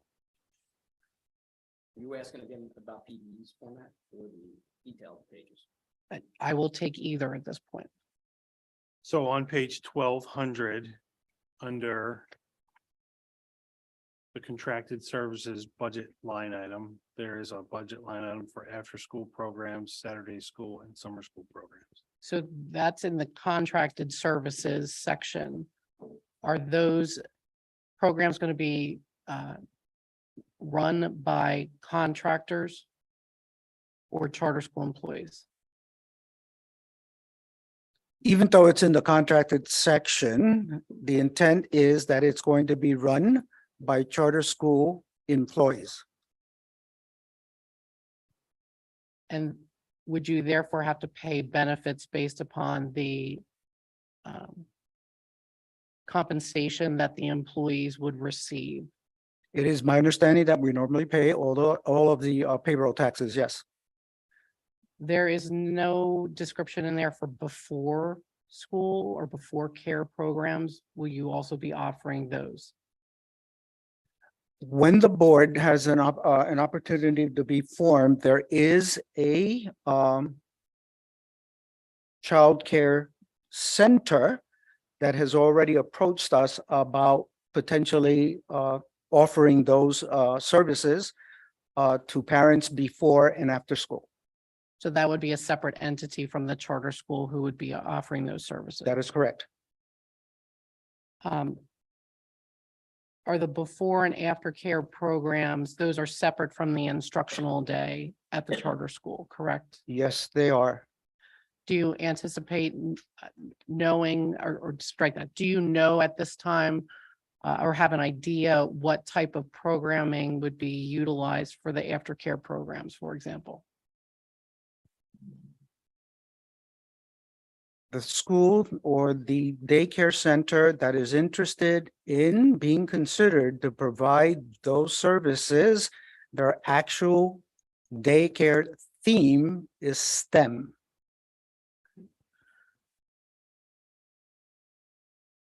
Would the parents have to pay for the before and after care?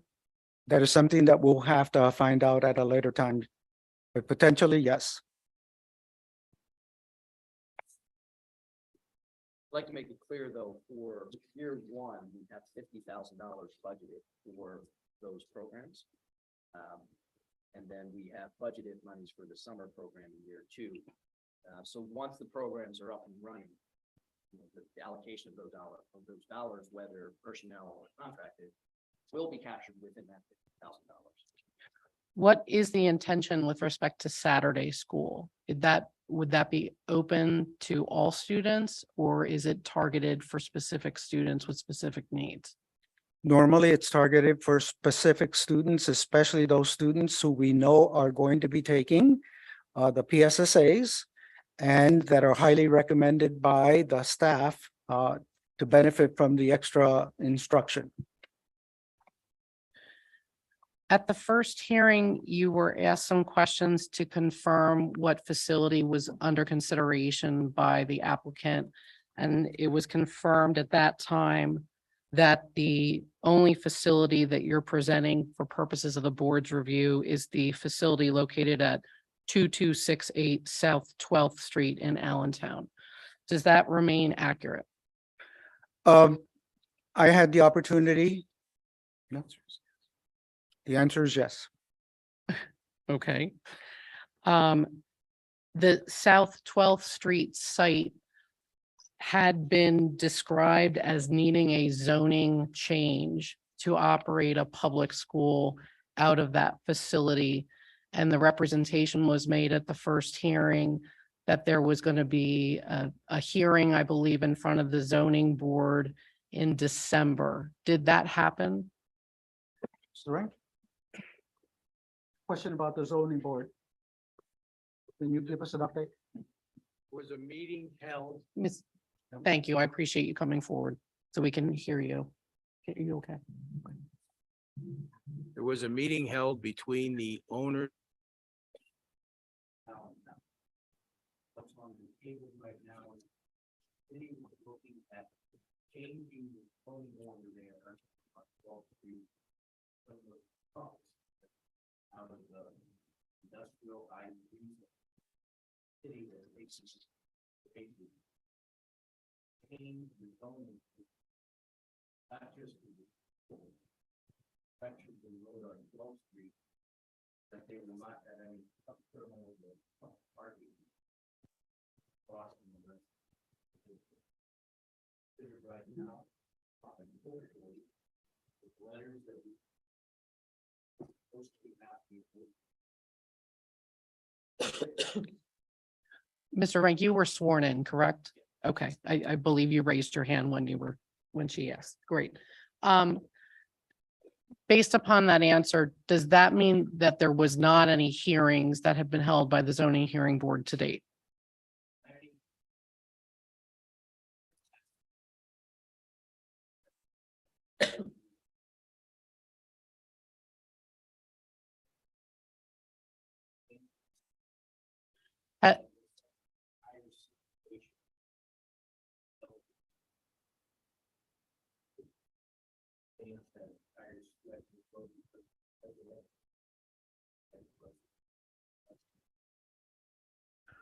What is your understanding, if you have one, as to what the city is considering in the way of a change?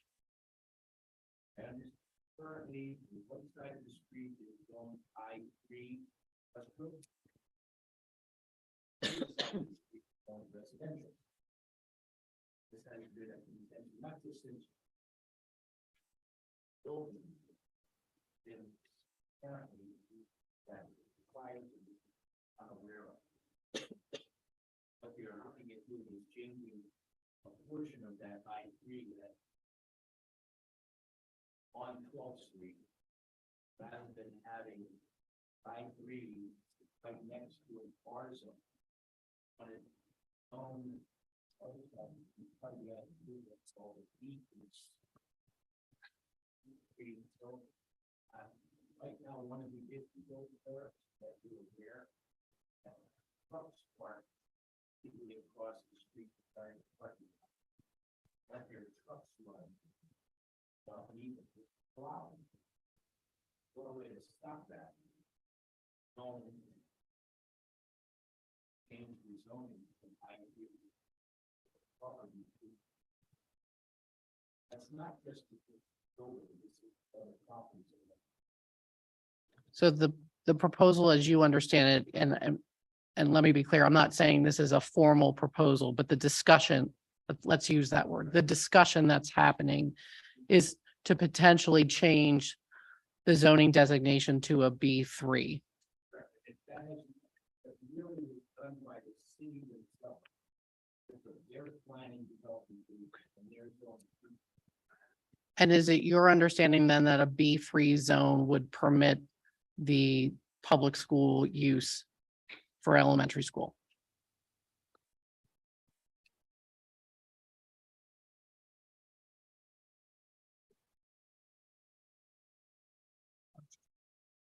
I'll just ask you to keep your voices up because we want to make sure we can hear.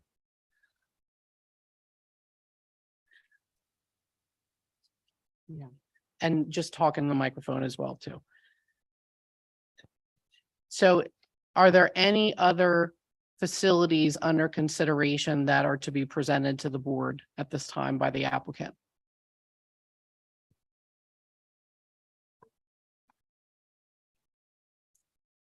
So the application identifies the facility that we intend to use.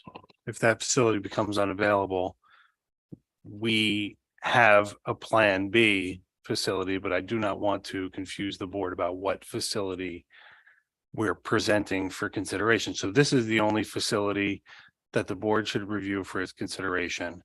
If there's a difficulty with that facility or we lose the opportunity to use that facility, we have a plan B, but that's not part of the application because it's not required.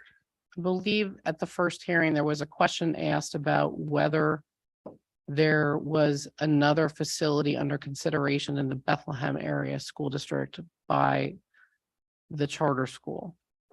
Is that, and the answer at that time was no. Is that still correct? I'll object to the form of the question, but we are not considering a facility in the Bethlehem School District, if that's your question. That is not the alternate facility we would be looking at. Does that help? Sure. Okay. The board is aware that there are some signs posted on, I believe, at least 2 properties in the Bethlehem area school district that are advertising Lehigh Valley STEAM Academy Charter School and saying that those properties are the future home of Lehigh Valley STEAM Academy Charter School. Are you aware of that? And by you, I mean the entire, anyone on the applicant team, not just you, Mr. Weinhauser. I'm aware that there's a sign. I haven't seen it. Anybody else? I am also aware of the signs. Okay.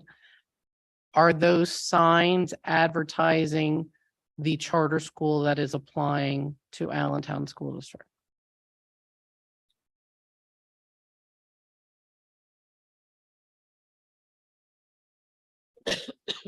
So the contact information on those signs directs individuals interested in the school to our website for information about the school that we're proposing to be put in the Allentown School District.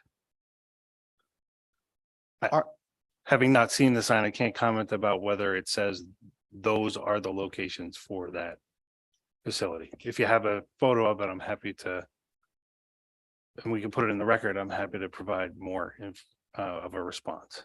You would agree with me that Lehigh Valley STEAM Academy Charter School is the name of the applicant, correct?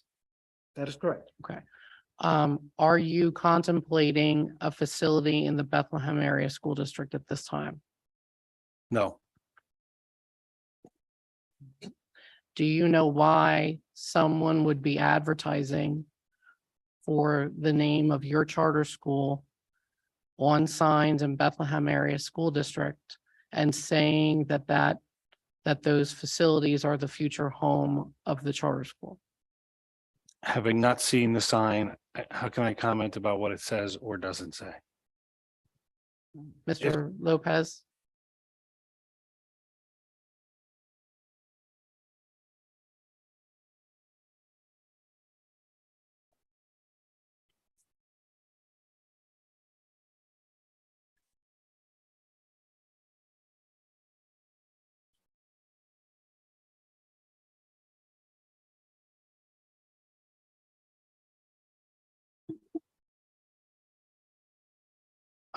I don't know why the facility has the sign that it does. You have no understanding as to why those signs are there, assuming they're there. Which I know there's a sign. I don't know what it says.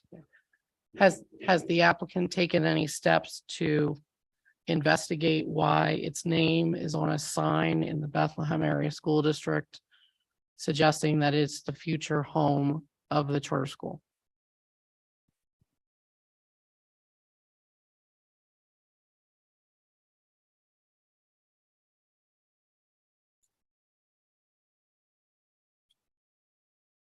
It's my understanding that there is common ownership between the landlord who is leasing a facility to us in the Allentown School District and those other facilities. I don't know beyond that why the sign says that those locations, to the extent that you've represented that, indicate that those facilities would be used.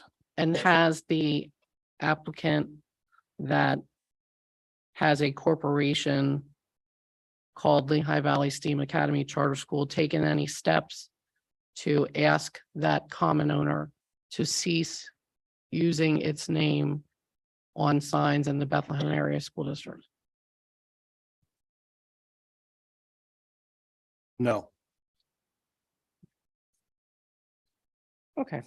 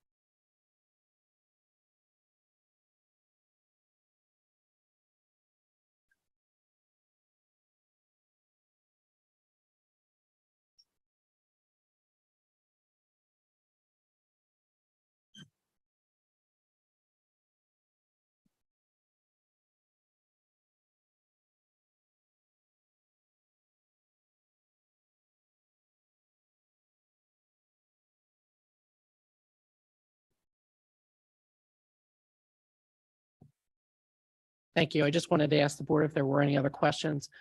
There is one. At the first hearing, there was mention of a traffic plan or traffic review that was completed. Is there any additional information that you could provide to us about the status of that? So in the application is the document that I referenced, which shows the pattern which drop off and pickup would occur at the facility. We wanted to make sure that buses could come and parents could come drop off and pick up students on the site as opposed to on the road. And so I'm glad you said that, Mr. Lighthouser, because I don't think we got into that specificity at the first hearing. So you're saying there is a document in the application that discusses the traffic flow that you were referencing at the first hearing? I believe.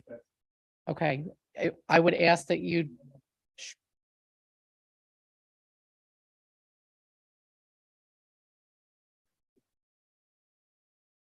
I've been corrected that it was in the presentation that we provided. In the PowerPoint. Yes. Okay, so that whatever was in the PowerPoint about the traffic flow is what you were referencing at the first hearing. Correct.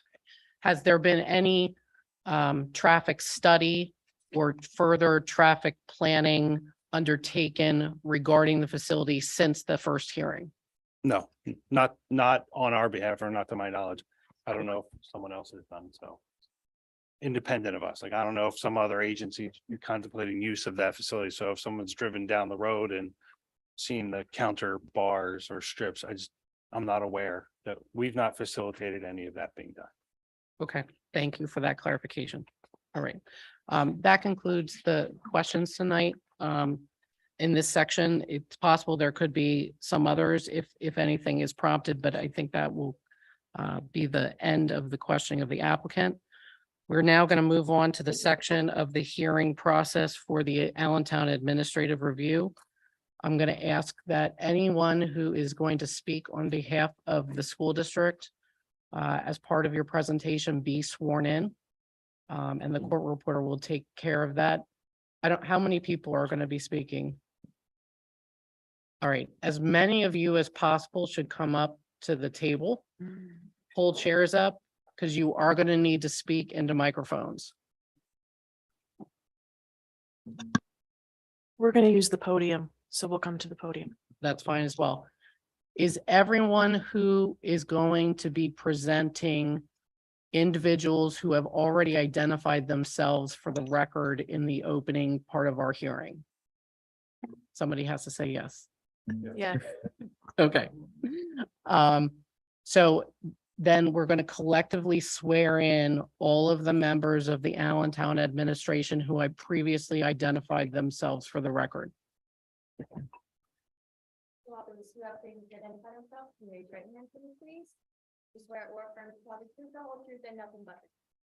I do.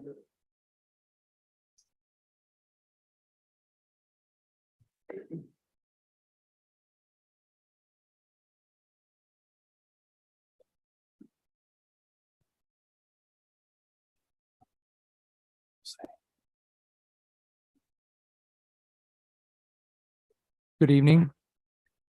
My name is Dr. Michael Q. Roth, and I serve as the Chief Academic Officer and Deputy Superintendent for the Allentown School District.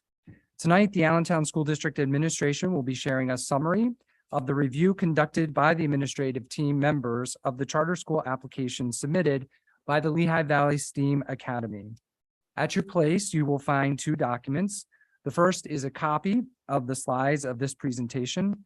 The second is a report entitled Allentown School District Administrative Review of the Lehigh Valley STEAM Academy Charter School Application.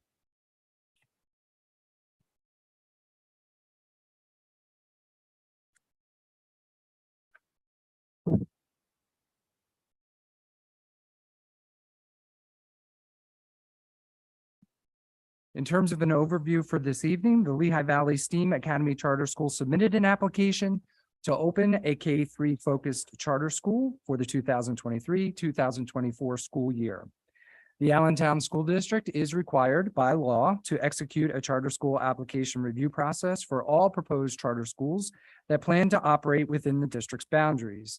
The review process is guided by charter school law procedural requirements. This presentation provides a summary of the analysis conducted by the administration of the Allentown School District between November 16th, 2022 and January 25th, 2023. The analysis was completed to determine if the charter school application meets all requirements. This presentation highlights the findings in the Allentown School District Administrative Review of Lehigh Valley STEAM Academy Charter School Report, which is this second document. We focused on the following areas: curriculum planning, instruction, and assessment, English language learners, professional development, special education, health services, instructional time requirements, attendance requirements, community support, business and operations, staffing, location and site, and policy and procedure. The Allentown School District Administration determined these categories as the most important and relevant to the Board of School Directors' consideration as per Allentown School District's Policy 140, Charter Schools. The report will detail the school's alignment of educational program, community support, and operation to the school's mission and statutory requirements. It will provide examples where the alignment was found to be deficient or critically deficient. The administrative team chose to define deficient as information being incomplete or missing, and critically deficient as information being incomplete or missing that has a detrimental effect on the successful operation of the school. As the members of the team present their findings in each of these areas, they will reference the page numbers in the administrative report, provide a general overview of the analysis, the number of deficiencies identified in that category, and of those deficiencies, the number that were determined to be critical in terms of the operation of the proposed charter school. They will then provide examples of the areas determined to be the most critically deficient in the presentation, but all deficiencies are listed in detail in the administrative report.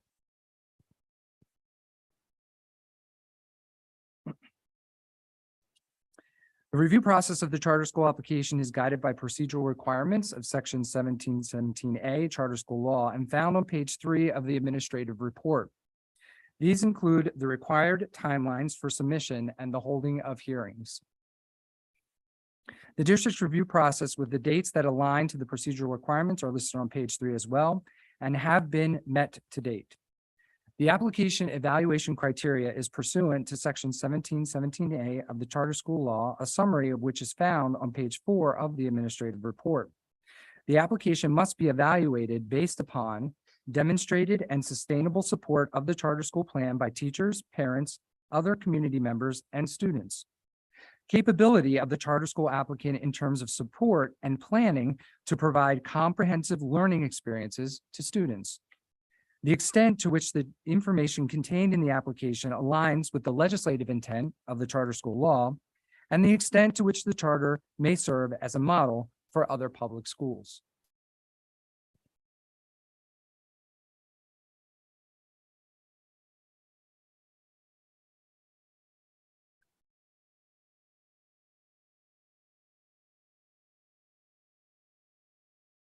Good evening.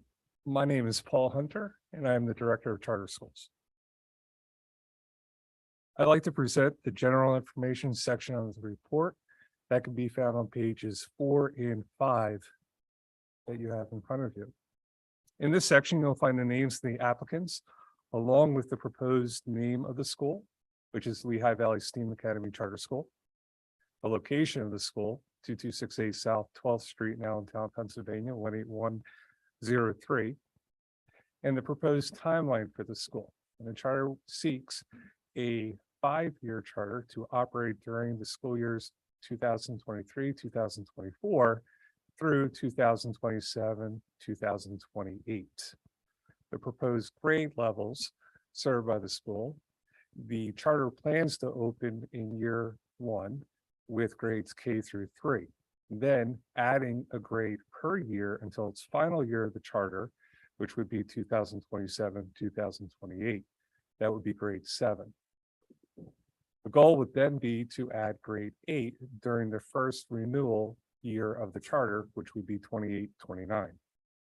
The charter school intends to ultimately be a K through 8 program.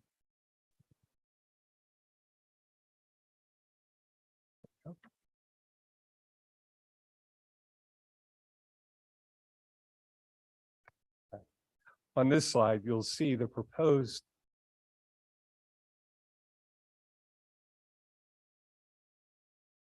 it's too touchy.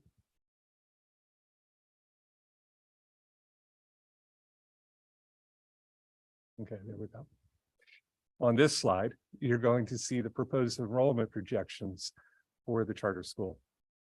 Beginning again in year 2023, 2024, they propose to have grades K through 3 with a total enrollment of 300 students. By the end of 2027, 2028, that number is anticipated to grow to 600, and they would have a total number of 46 teachers.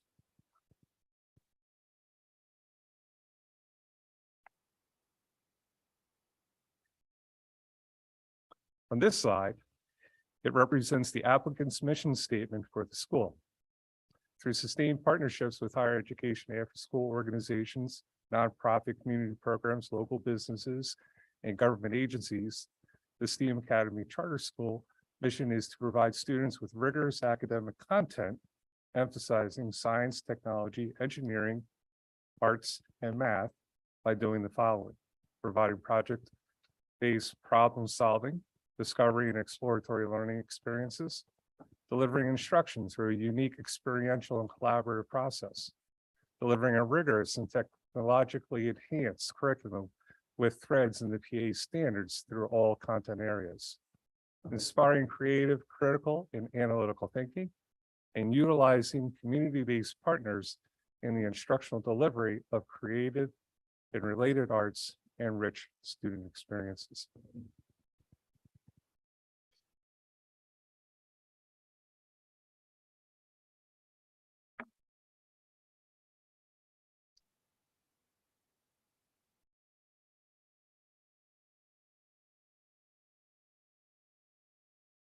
My name is Dr. Brandy Sawyer, Executive Director of Curriculum and Educator Supports. The Allentown School District Administration reviewed the charter school application for elements pertaining to planned instruction, curriculum and resources, professional learning, and assessments required by the state of Pennsylvania and offered as evidence of alignment to the school mission.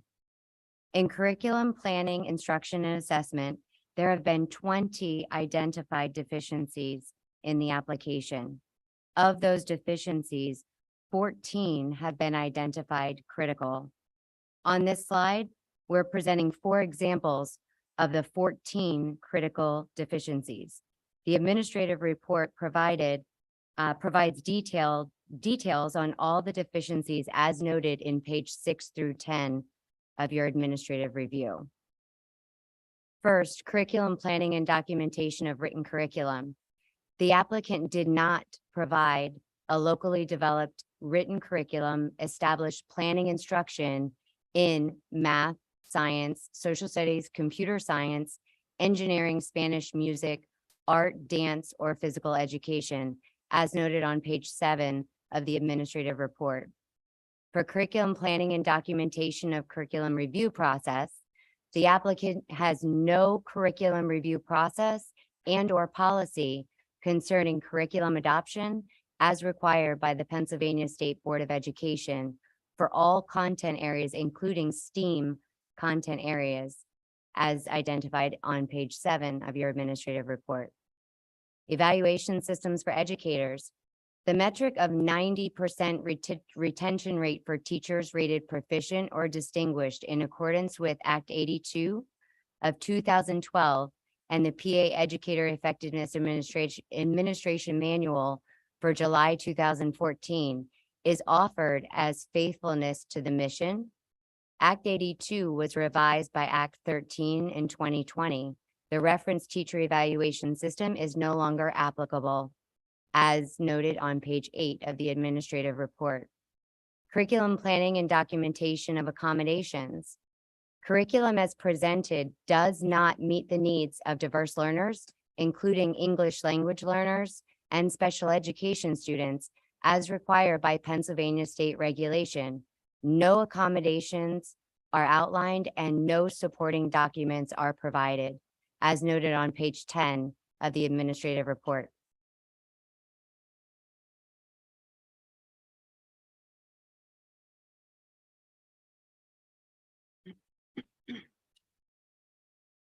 Good evening. My name is Lisa Greitzer, and I'm the Director of the Newcomer Academies for the Allentown School District. The Allentown School District Administration reviewed the charter application for elements pertaining to a language instruction education program as required by the state of Pennsylvania and offered as evidence of alignment to the school mission.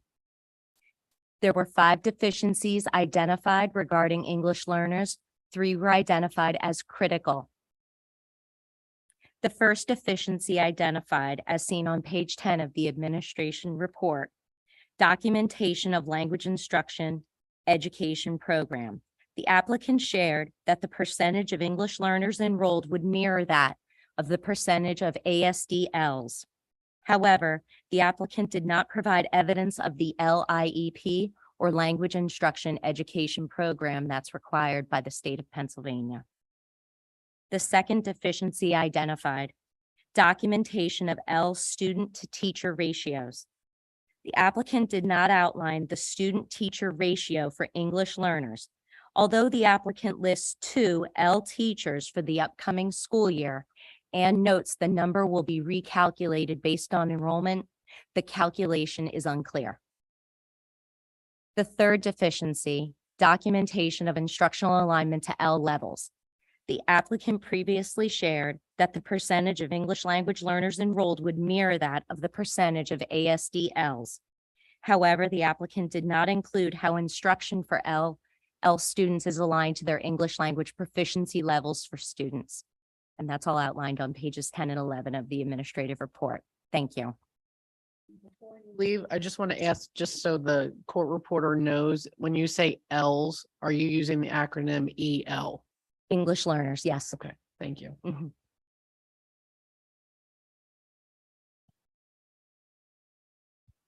Good evening. My name is Dr. Audrey Flojo, and I am the Director of Instructional Practice and Professional Development at Allentown School District.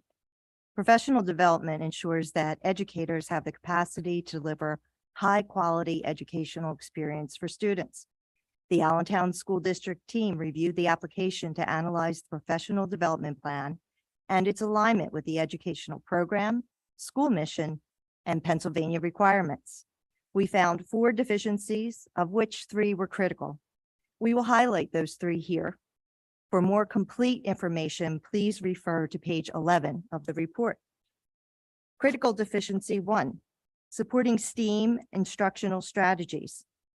The integration of content and skills for STEAM as depicted in the description is not clearly explained. The plan does not articulate how to implement STEAM as an instructional strategy and/or the professional learning plan to implement those strategies across all grade levels and content areas. Critical deficiency 2, supporting the reading program. There is no clear plan for professional development regarding the implementation and ongoing support for the American Reading Program, which requires extensive professional development. Critical deficiency number 3, mandated reporter training and Title IX and other compliant training. There's no clear plan that includes mandated compliance training for all employees other than the mention of the induction training for new teachers. There's no plan for Title IX or other compliance-related employee training. Thank you.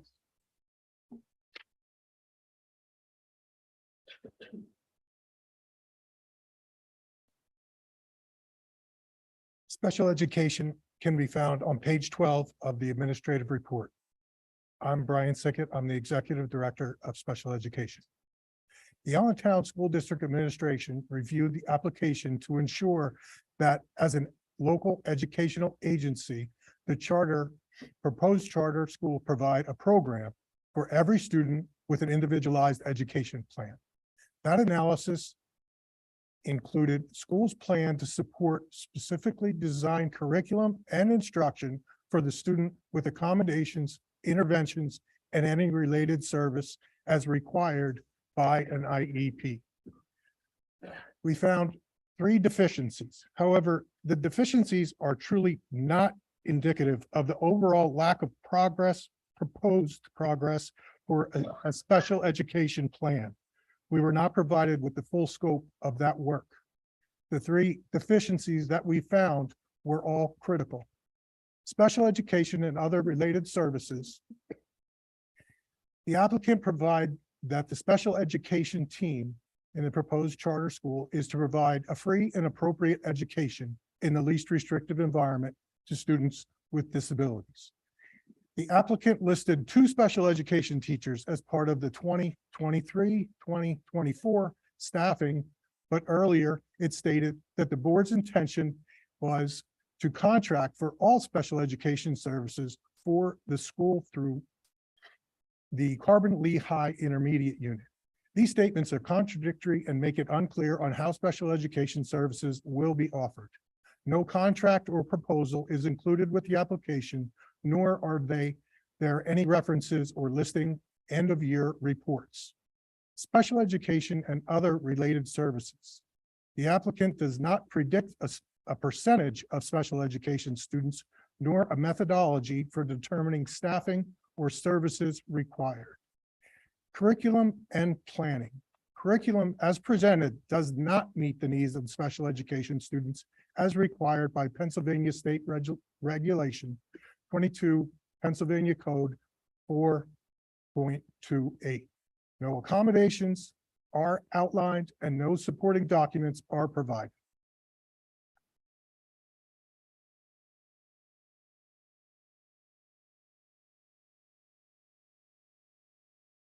Good evening.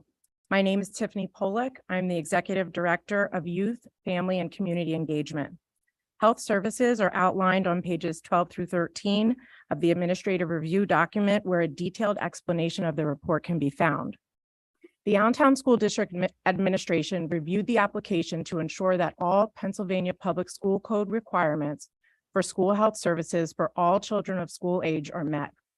An overview of school health services that are mandated for school age children were analyzed in comparison to those outlined by the PA Department of Health.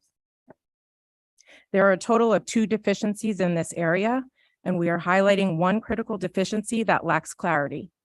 The applicant indicates that the Carbon Lehigh Intermediate Unit 21 will provide contracted services for all health-related matters to the school. However, the applicant also indicates 1 nurse as part of its school year 2023-2024 targeted staff.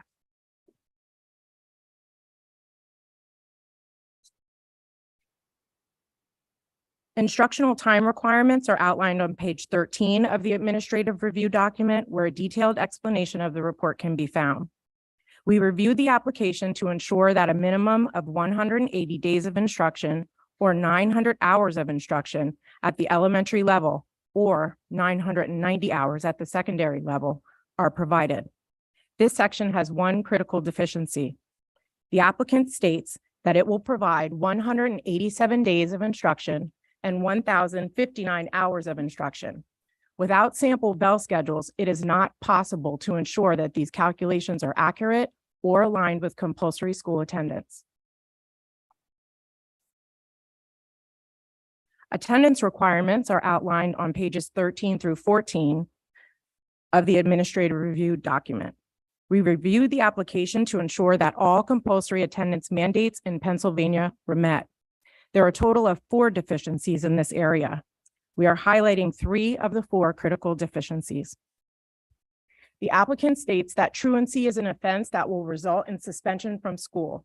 PA school code does not permit expulsion, suspension, or placement in an alternative education for disruptive youth program for truant behavior, and these actions may not be included in a school attendance improvement plan, otherwise known as a SATE. There is no indication or details related to the Student Attendance Improvement Conference or plan, as outlined in PDE's guidelines for all schools, including charter schools. The Parent-Student Handbook states that the Lehigh Valley STEAM Academy Charter School is required to report the student's school district of residence when a student has accrued 3 days of unexcused absences. Each additional unlawful absence will also be reported to the school's school district of residence and recorded as an illegal absence for attendance purposes. It is the responsibility of the school district to enforce the compulsory attendance laws in accordance with the public school code. Charter schools are now responsible for enforcing compulsory attendance laws for their students. They no longer send the home district any attendance information.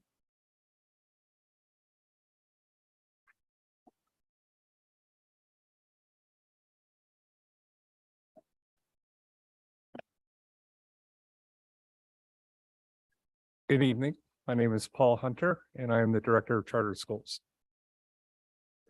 If you would please turn to page 14 and 15 of the report, I will present the community support section.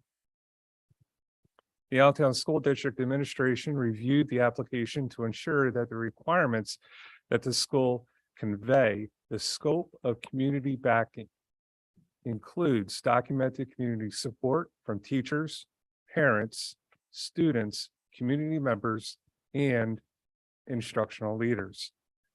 Evidence of support can be presented through letters of support, surveys, or other tangible means. In our analysis of the applicant's response, we found 4 deficiencies and identified each of them as critical deficiencies. Beginning with the first point, we found that the applicant failed to convey a breadth of community support that extends beyond the core group of founders. 23 letters of support were provided by the applicants. 7 of the letters were from individuals identified as either consultants, potential board members, or founders. 3 letters were from businesses in Allentown, and only 4 letters were from individuals who identified themselves as residents of Allentown. The balance of the letters came from individuals outside of Allentown. Next point. District relations, evidence of student interest. When considering student interest, the applicants provided contact and demographic information for 134 students who would be eligible for grades K through 3 during the 2023-2024 school year. Of those 134 students, 71 students are residents of Allentown. Of those 71 students, 49 are current Allentown School District students. 22 of those students attend other charter schools. But going back to the 134 students, 26 of those students are non-Allentown students. We could not verify the residence of 37 students based on the information we received from the applicant. Next, when considering evidence of support from outside organizations, the applicant failed to provide any evidence of support from any organization aligned with the proposed charter school's mission. In regards to the planning process, again, the applicant failed to provide details regarding community involvement during the planning process, and further, they neglected to provide details as to who or what community supporters were involved in this process.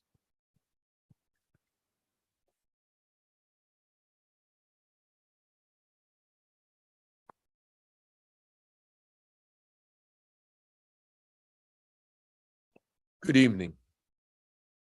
My name is Rich Fazio, and I am your interim business manager. Thank you for the gift of your time. The Allentown School District Administration has reviewed the application of the Lehigh Valley STEAM Academy to ensure that they will provide effective stewardship of the budget and the efficient operation of the school in order to provide a sustainable school program that meets the learning needs of all students. The analysis included assurances that the financial resources of the program are effectively used to support the mission of the school. Regrettably, we have identified 9 deficiencies. All are critical deficiencies. I will speak to 4 of those critical deficiencies tonight. Special education revenue and expenditures. The submitted budget lists special education revenues at $1,404,962,000. Special ed service expenditures are only budgeted at $637,500. This discrepancy of $767,462,000 between budgeted revenues and budget expenses, along with the lack of clarity as to how the applicant will provide special education services, raises significant concerns for the school district. Health insurance. The applicant fails to provide any evidence of a health insurance plan which is equal to or greater than the employee would receive if he or she worked for the chartering school district. Budget to support technology. The Lehigh Valley STEAM Academy Charter School presentation to the Allentown School District Board of Directors on December 15th, 2022, indicated that the school would provide a technology-rich environment for students aligned to their mission. It is important to point out that the budget expenditures for technology amount to only $40,000 for the 23-24 school year. This equates to only $134 per child, and does not account for teacher or staff-related technology needs. The budget to cover staffing referenced in the application. The application references 12 staff members throughout the materials, policies, and handbook provided. The Lehigh Valley STEAM Academy Charter School fails to identify those positions in the staffing lists, nor do they appear to be included in the budget. Those additional positions clearly would have significant impact on the charter school budget.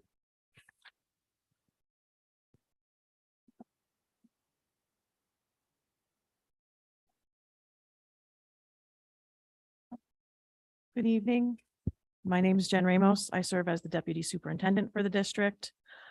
Our administrative team reviewed the charter application to ensure staffing counts, budget, and the information provided in the document were in alignment.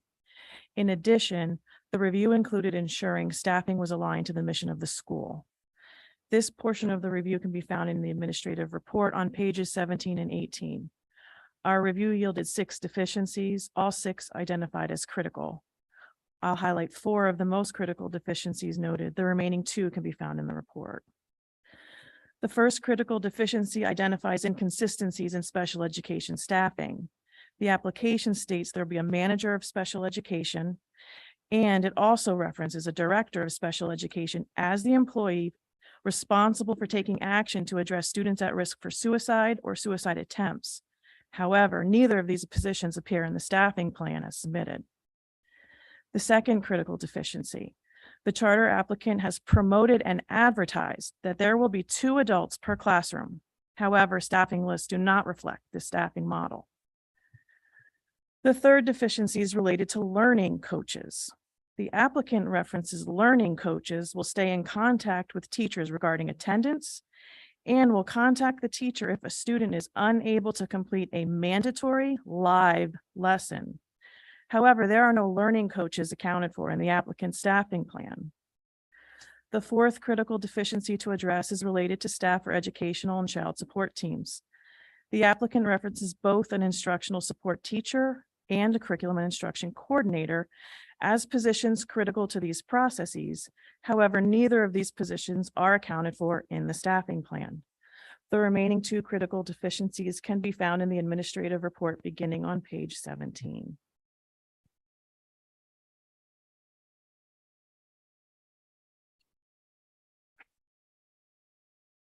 Good evening.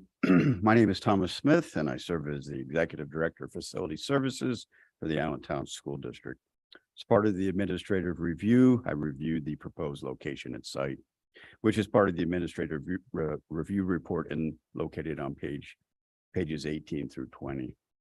The Allentown School District Administration analyzed the application for required evidence of how the site was selected, how this site would be a suitable facility for the proposed school, and how the site meets all applicable municipal and state requirements related to zoning, accessibility for individuals with disabilities, and safety.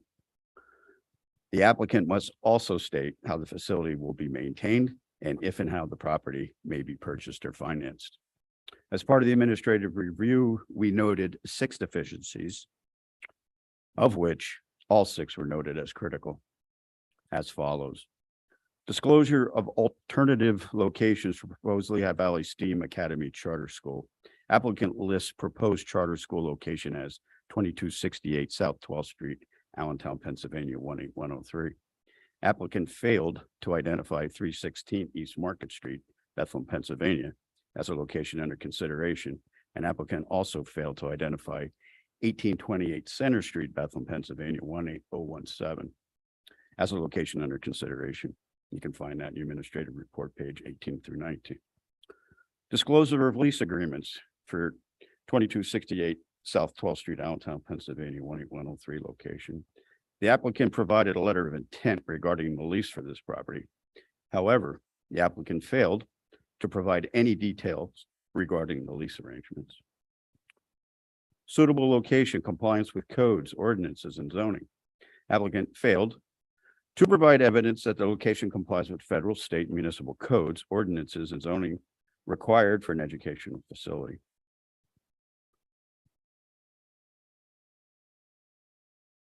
Suitable location, evidence of traffic safety. The applicant failed to provide evidence of a traffic study for the proposed location, ensuring safe ingress and egress of school buses and the impact on local traffic and residents. Suitable location and compliance with applicable building codes. Applicant again failed to provide evidence of testing for hazardous materials at the location. Suitable location and compliance with applicable building codes. Applicant failed to provide evidence of municipal approval of plans and drawings for renovations to be made to the building.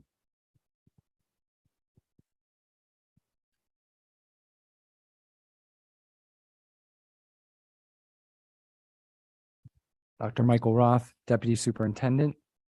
I'll be reviewing policy and procedures, which can be found on report pages 20 through 23 of the document in front of you.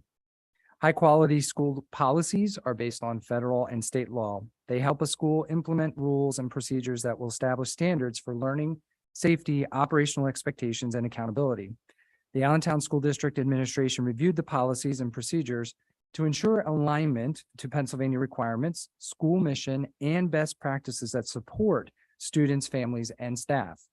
There are a total of 17 deficiencies in this particular area, 17 of which have been determined to be critical deficiencies. We are highlighting 3 critical deficiencies. Those three highlighted critical deficiencies include suicide prevention and postvention plan, bullying prevention, Title IX requirements, and protection for children in foster care. Key policies required to provide safety measures and reporting structures for the protection of all children are either deficient or missing key components or process descriptions, and that can be found on pages 20 to 21 of the administrative review. Disciplinary actions and student due process rights. The applicant's policies and handbook are incongruent, including no details of formal or informal hearings in cases of suspension, required parental meetings before repatriation after a suspension, and inconsistencies in alignment with school code in the case of weapons violations. Attendance registration and disenrollment. The applicant's submitted policy for attendance does not have the school take responsibility for compulsory school attendance requirements. The registration policy fails to include the required parent statement as part of its enrollment packet, and the policy empowers the principal to recommend disenrollment and a new placement after a 4th suspension.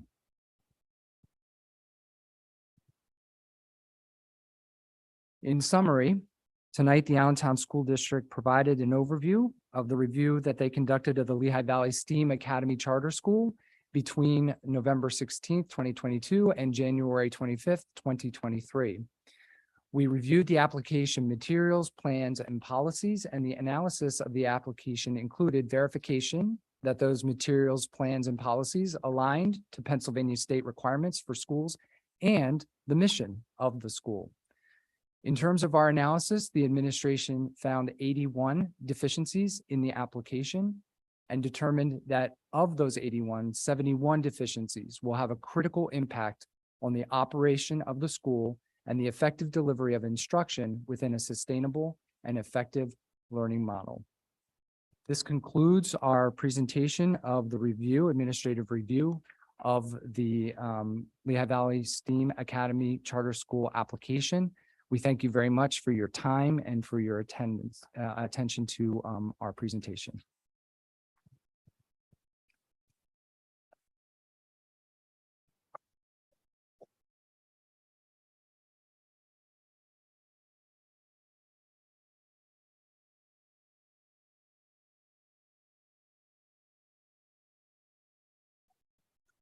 Thank you for the presentation. For purposes of the record, the school district administration's full report is going to be marked as exhibit number 7. And the school district's slide deck for the presentation tonight will be marked as exhibit 8, and those will be included in the record. We're going to take a short break so that I can just convene with the board to see if there's any additional questions we have for either the administration or the applicant. So we'll try to keep this as short as possible. It'll be at least 10 minutes, maybe 15, but then we will come back. There may be some questions, but if there are not, I would just ask the applicant to be prepared to present your concluding presentation as soon as we're reconvening, if that is our next step. Okay, thank you.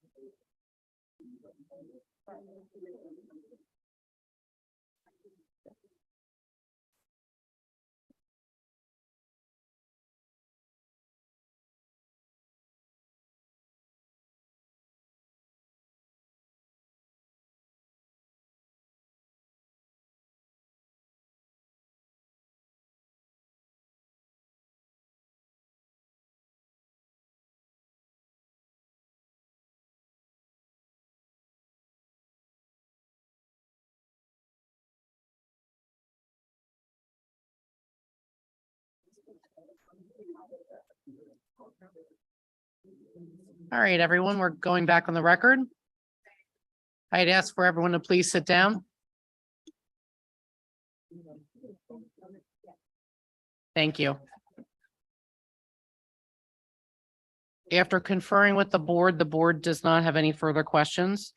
So we are going to now turn the floor over to the applicant to make her concluding presentation.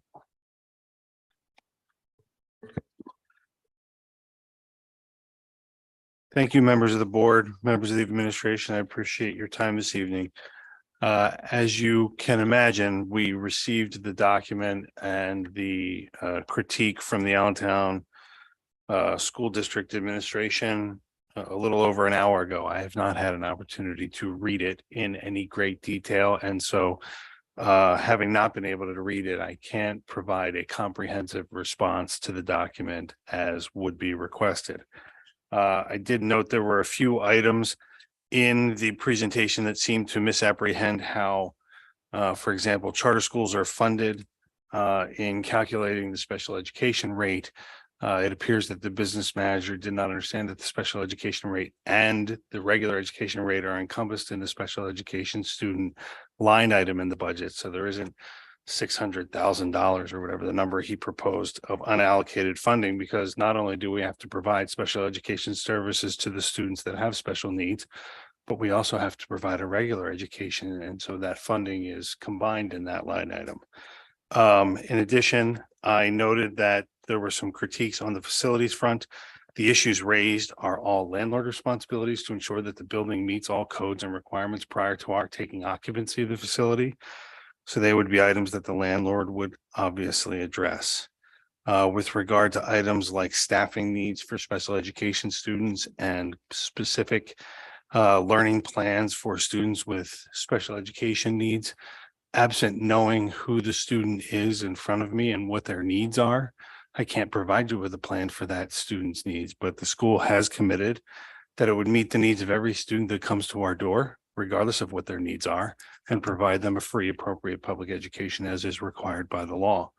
And so to claim that we are deficient in the presentation of material when I cannot tell you what the need of the student in front of me is going to be until they enroll in our school appears to put the cart before the horse, so to speak.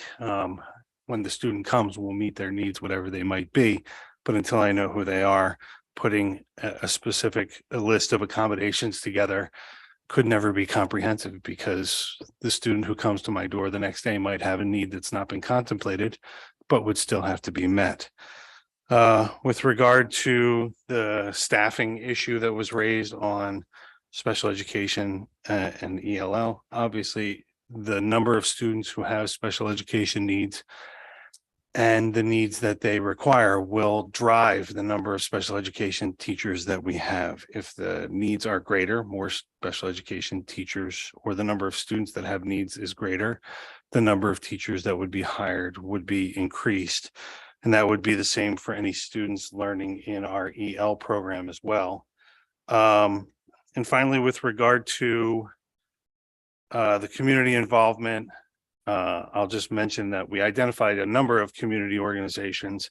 Whether they're connected to current founding members or not is really irrelevant, because there are organizations within this community who support the opening of this charter school, and they should be given consideration regardless of who they have an affiliation with. These are members of our community and organizations in our community that support the opening of this school, and to dismiss them simply because one of the founding coalition members may have a relationship with them, or they may be a affiliated with that organization seems disingenuous. I can ask strangers to support the application for my charter school, but none of my friends. That just seems to be an odd critique of the application. As I said, unfortunately, I've not had an opportunity to provide a comprehensive review. There were a few items that I noted based on the district's presentation that I just wanted to get on the record this evening.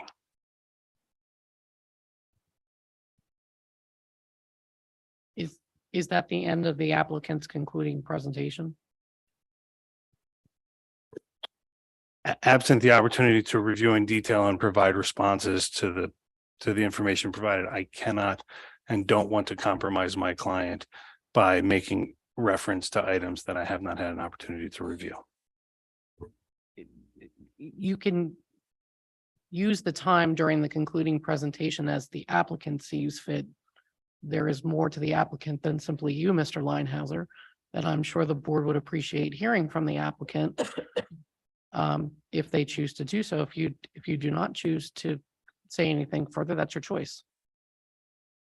At this point, we are relying on the advice that we're getting from our attorney, and therefore conclude that we're going to need time to go through the document to respond appropriately. Okay. I just want you to understand you have the opportunity to fulfill the rest of your time. If you're choosing not to, that's fine. To that last point you made about responding under Board Policy 140 and the procedure for these hearings, you have the opportunity to file a concluding document. It's been labeled as proposed findings of fact and conclusions of law based upon the record. If you would like to file that to provide additional input to the board, you are free to do so. The deadline to submit that would be 10 days from today's hearing, which I think is a Sunday. So we won't make you file it on a Sunday. So we would make that to be due by Monday, February 6th, 2023. Will there be an opportunity to receive the transcript in advance of that? You can certainly make whatever arrangements with the court reporter that you would like to do so to obtain the transcript. You may use that document to respond to the administration's report if you so choose. That's one of the reasons we give applicants the opportunity to file the concluding document. So if you disagree, for example, with a finding and believe your application addresses that issue in a way that the administration disagreed, for example, you are free to point that out in your concluding document. That is, again, one reason we give applicants the opportunity to do so. The record is the record that has been created, however, so supplementing the record within the concluding document is not permitted. But if you want to point out where something is found in your application, you may do that. So if the applicant wants to take the opportunity to file the concluding document with the board, again, it would be due February 6th. And it can either be emailed to me or dropped off or mailed to the district. As long as it's received by February 6th, it will be included as part of the record in this matter. Yeah, we will be providing that. Okay, wonderful. Thank you. So we will now take public comment. Ms. Ramos, have you received some public comment for? I have two. The first one is Sarah Jane Brace.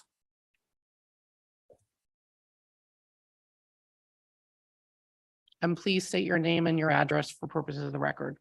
Just to clarify, do I need my full address or just city and zip like the board meeting? Is your address on the comment card?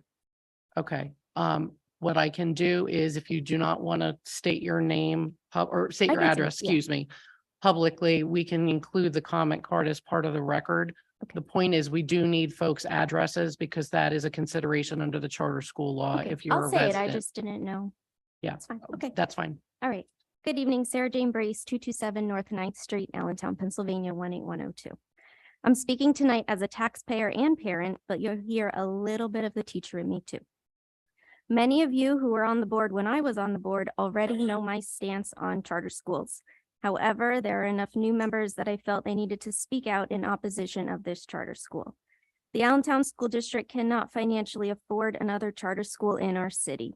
You are already sending away over $60 million a year. That $60 million could do wonders for the financial issues of this district. Charter schools in Allentown prey on our low-income, low-educated parents, promising them things that they cannot actually fulfill. If you look at the original concept of charter schools, it was for groups of teachers to set up charters with their local school board to try to find new ways to teach. It was to empower educators to have some freedom with finding ways to achieve higher rates of student success, and then take those new items back to their local school. This charter school will offer nothing new for our children in the district that we aren't currently offering. If they really care about our kids, as they like to say, and not about the money, then why not find a way to partner with our district, sit down with our STEM department, share ideas that can be started in our district that you think we are lacking. One such idea, so our kids get more STEAM content, was shared with me by Sean Kerbin, an ASD librarian. Put a full team of related arts teachers in every elementary school and a tech person. Give each teacher a break every day. This is good for teachers, good for students, and good for the district. And the money stays in our district. The district obviously pointed out so many deficiencies that you all just heard, but one item that jumped out to me early on this evening was the discussion on volunteer clearances. 2 of them are free, but the fingerprints are not, and they're required if someone hasn't lived in Pennsylvania for 10 years, which refers to... Can you just Yeah. finish, please? Yes, which refers to many of our families because they move in from New York, New Jersey, and other countries. They will have to pay $22.60, which could be the difference between a meal on their table or volunteering at their kids' school. I'm worried this charter school does not know our families or their financial situations. So I hope that you will deny this charter and turn your focus onto what we can do in our district. Thank you. Ms. Rivas? Tiara Madrano.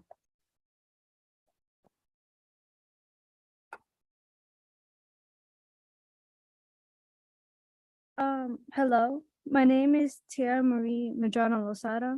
I live at 836 North 4th Street, Allentown, PA 18102.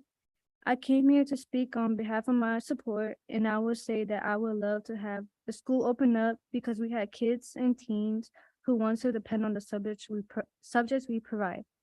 I would want to have these kids come to the school and feel safe and work hard to feel like they can achieve it and fulfill their dreams to the fullest, when maybe one day they will be helping us in return. Thank you. Thank you. That's all the cards you received, Ms. Ramos. Okay, is there anyone else here tonight who would like to give public comment regarding the application to the school board?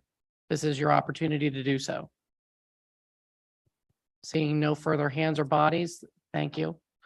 That will conclude the public comment. Mr. Linehouse, any other items we need to address before we conclude? No, thank you. Again, on behalf of the board, thank you all for attending this public hearing. We appreciate your time and efforts. Thank you to the applicant for providing information this evening.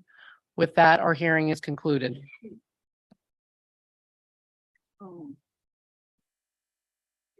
Yes.